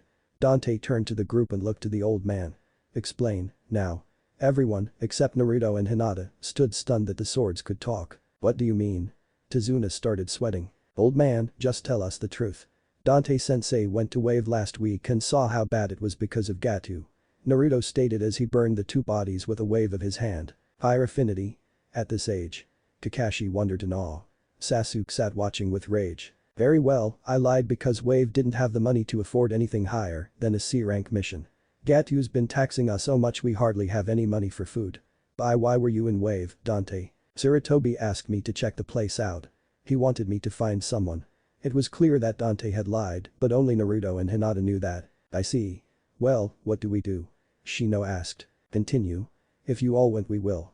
Naruto and Hinata said in unison. Very well. If anyone wants to head back, speak now or forever hold your breath. Anko saw that no one spoke up so they continued on to Wave. 6 days later, Naruto was all ears to the forest that they walked through. They had just entered Wave a day ago, and he knew what was coming. Zabuza and Haku. All that Naruto had to do was think of a way to convince Zabuza to join Konoha while trying to convince Haku that he was her brother. A movement in the bushes brought him out of his thoughts as he threw a kunai into them. When Kiba went to see what Naruto had hit, he came back with a scared white rabbit. So it begins. Naruto thought as he heard a whooshing sound coming at them. Everyone down. Kakashi yelled as he and Anko grabbed Izuna and ducked while Naruto just held out a hand to the incoming blade as everyone but Dante and him ducked. Naruto. Get down. The fox demon smirked as he caught the blade in his hand. Well, never thought I'd see the head-chopping cleaver of Zabuza Mamachi, demon of the hidden mist, before I become a chunin. Naruto ranted as a dark laugh was heard. Well, I must say. You're the first to ever catch my sword. Unhanded even. If only Kisame were here to see this. Zabuza dropped down in front of the group on a tree branch. What's your name, brat? Naruto Uzumaki. Naruto let loose a bit of his demon chakra, scaring Akamaru and Shino's bugs, soon to be, fox hidden in the leaves. The demon's presence smirked at his nickname for himself. Well, I'd love to play with you Squirt, but I need to kill the old man. Business is business. Naruto shrugged as he tossed the giant cleaver to the missing mist ninja. Before we start, tell me, do you know a girl by the name of Haku? She's my sister. If Zabuza was surprised, he didn't show it. Sorry brat, but I don't. Why? Like I said, she's my sister. My parents sent to her to Mist before that stupid civil war broke out to see her aunt and uncle when she was 2. Naruto continued on while making hand seals that made the demon of the hidden mist keep his eyes on him. And if I did, what of it? I want her to come home. Lunar site. Zabuza and Naruto were dragged into the lunar forest. Welcome to my lunar forest. Here I can make anything happen. Like for instance, Haku, why don't you join me? Hinata you too. Haku appeared with her mask on, and Hinata did too. Now then, time to drop the act for a bit. What the hell? Zabuza yelled out. Naruto sat down on the ground. Listen Zabuza, Gato is going to try to kill you after you kill Tsunade. But, that can be stopped. Just join us. Join the Leaf and you'll be safe from Mist Hunter ninjas and my sister won't die again. This brought both of their attention to the blonde. You see, this is what happens, we get to start on the bridge after beating you by using teamwork against you, and Haku puts you in a death-like state and escapes with you. A week later, we fight you again on the bridge, but this time, Haku fights as well, using our clan's ice mastery against Sasuke, and later me, well you fight Kakashi one-on-one. Kakashi traps you with his summon ninja dogs, while I almost kill Haku because she killed Sasuke. Then, after I beat her and go to kill her because she wants to die, she runs and saves you by jumping into Kakashi's attack. We then get attacked by Gato who tries to kill you in your weakened state, but you kill him, but die in the process because of all the thugs he brought with him. Yeah right, and Kisame's not half shark. He's telling the truth Zabuza. Naruto, use your soul sight. Maybe that will convince them. Naruto nodded and dispelled the just and ran through some more as Zabuza rushed at him but was too late. Soul sight. Everyone was dragged to a wide open plain. Welcome to the Soul Sanctum Plains, everyone. Zabuza, you will watch what happened the last time we met. Haku, you'll meet with your mother and father. Shino will be studying bugs. Kiba, you and your mutt will go and take a bath. You both stink so bad, you make a dumpster smell like heaven. Hinata, well, you can do what you want. Shikamaru can watch as he win a shogi tournament. Kakashi, Anko, I'm too lazy to explain, so you'll just watch what happened to me and Hinata. Dante, I guess you can go see, lady. Sasuke, what to do with you? I got it. Naruto snapped his fingers and put on a devilish smirk that made Anko shudder. You'll see what your future will be like if you continue this stupid power-hungry path of yours. Trust me, it won't be pretty. Tsunade sit tight. Everyone will go for 1 day. Sasuke will see it for 5. Each day is a second in reality. Begin. Real world, seconds after Naruto used the jutsu. As everyone came out of their visions, Zabuza looked confused, Anko was angry, Kakashi was berating himself on the inside, Kiba was rolling in the dirt, Haku was silently cry from her place in the trees, Shino was just being Shino, Sasuke thrown up behind the bushes, Shikamaru was smiling, Hinata was blushing a new shade of red while inside her head, Nibi was laughing her ass off, Dante was smiling too, and Tsunade just looked confused. What in the 7 hells? Zabuza asked as he just stood there. 9 hells. Get it right. Naruto yelled out loud as Kyuubi yelled in Naruto's mind. Haku landed next to Zabuza. Stupid humans. I think we need some time to think. We'll see you all in 1 week. Come Haku. Bye brother. The two vanished and Naruto sighed. I really need to learn Itachi's jutsu. I wanted to only use it on Zabuza, but no, I had to drag everyone in there. He said quietly. Well, that was weird. Anko stated. Naruto, did all that really happen? Kakashi asked. Yep. Was all Naruto said as he turned to Tsunade. Let's get to your home. Soul Sight and Lunar Sight both in a short time span really take a lot out of me. Sasuke was shivering from the images. Kiba saw this and asked him. Dude, what's with you? Snake man, gay pedophile, bad things. Sasuke repeated the same thing over and over as he shook. Naruto, what is it he saw? Kakashi asked. Orochimaru. Now let's go. The group headed out with a very shaky Sasuke. Finally finished. Yay. Sorry for the very long wait.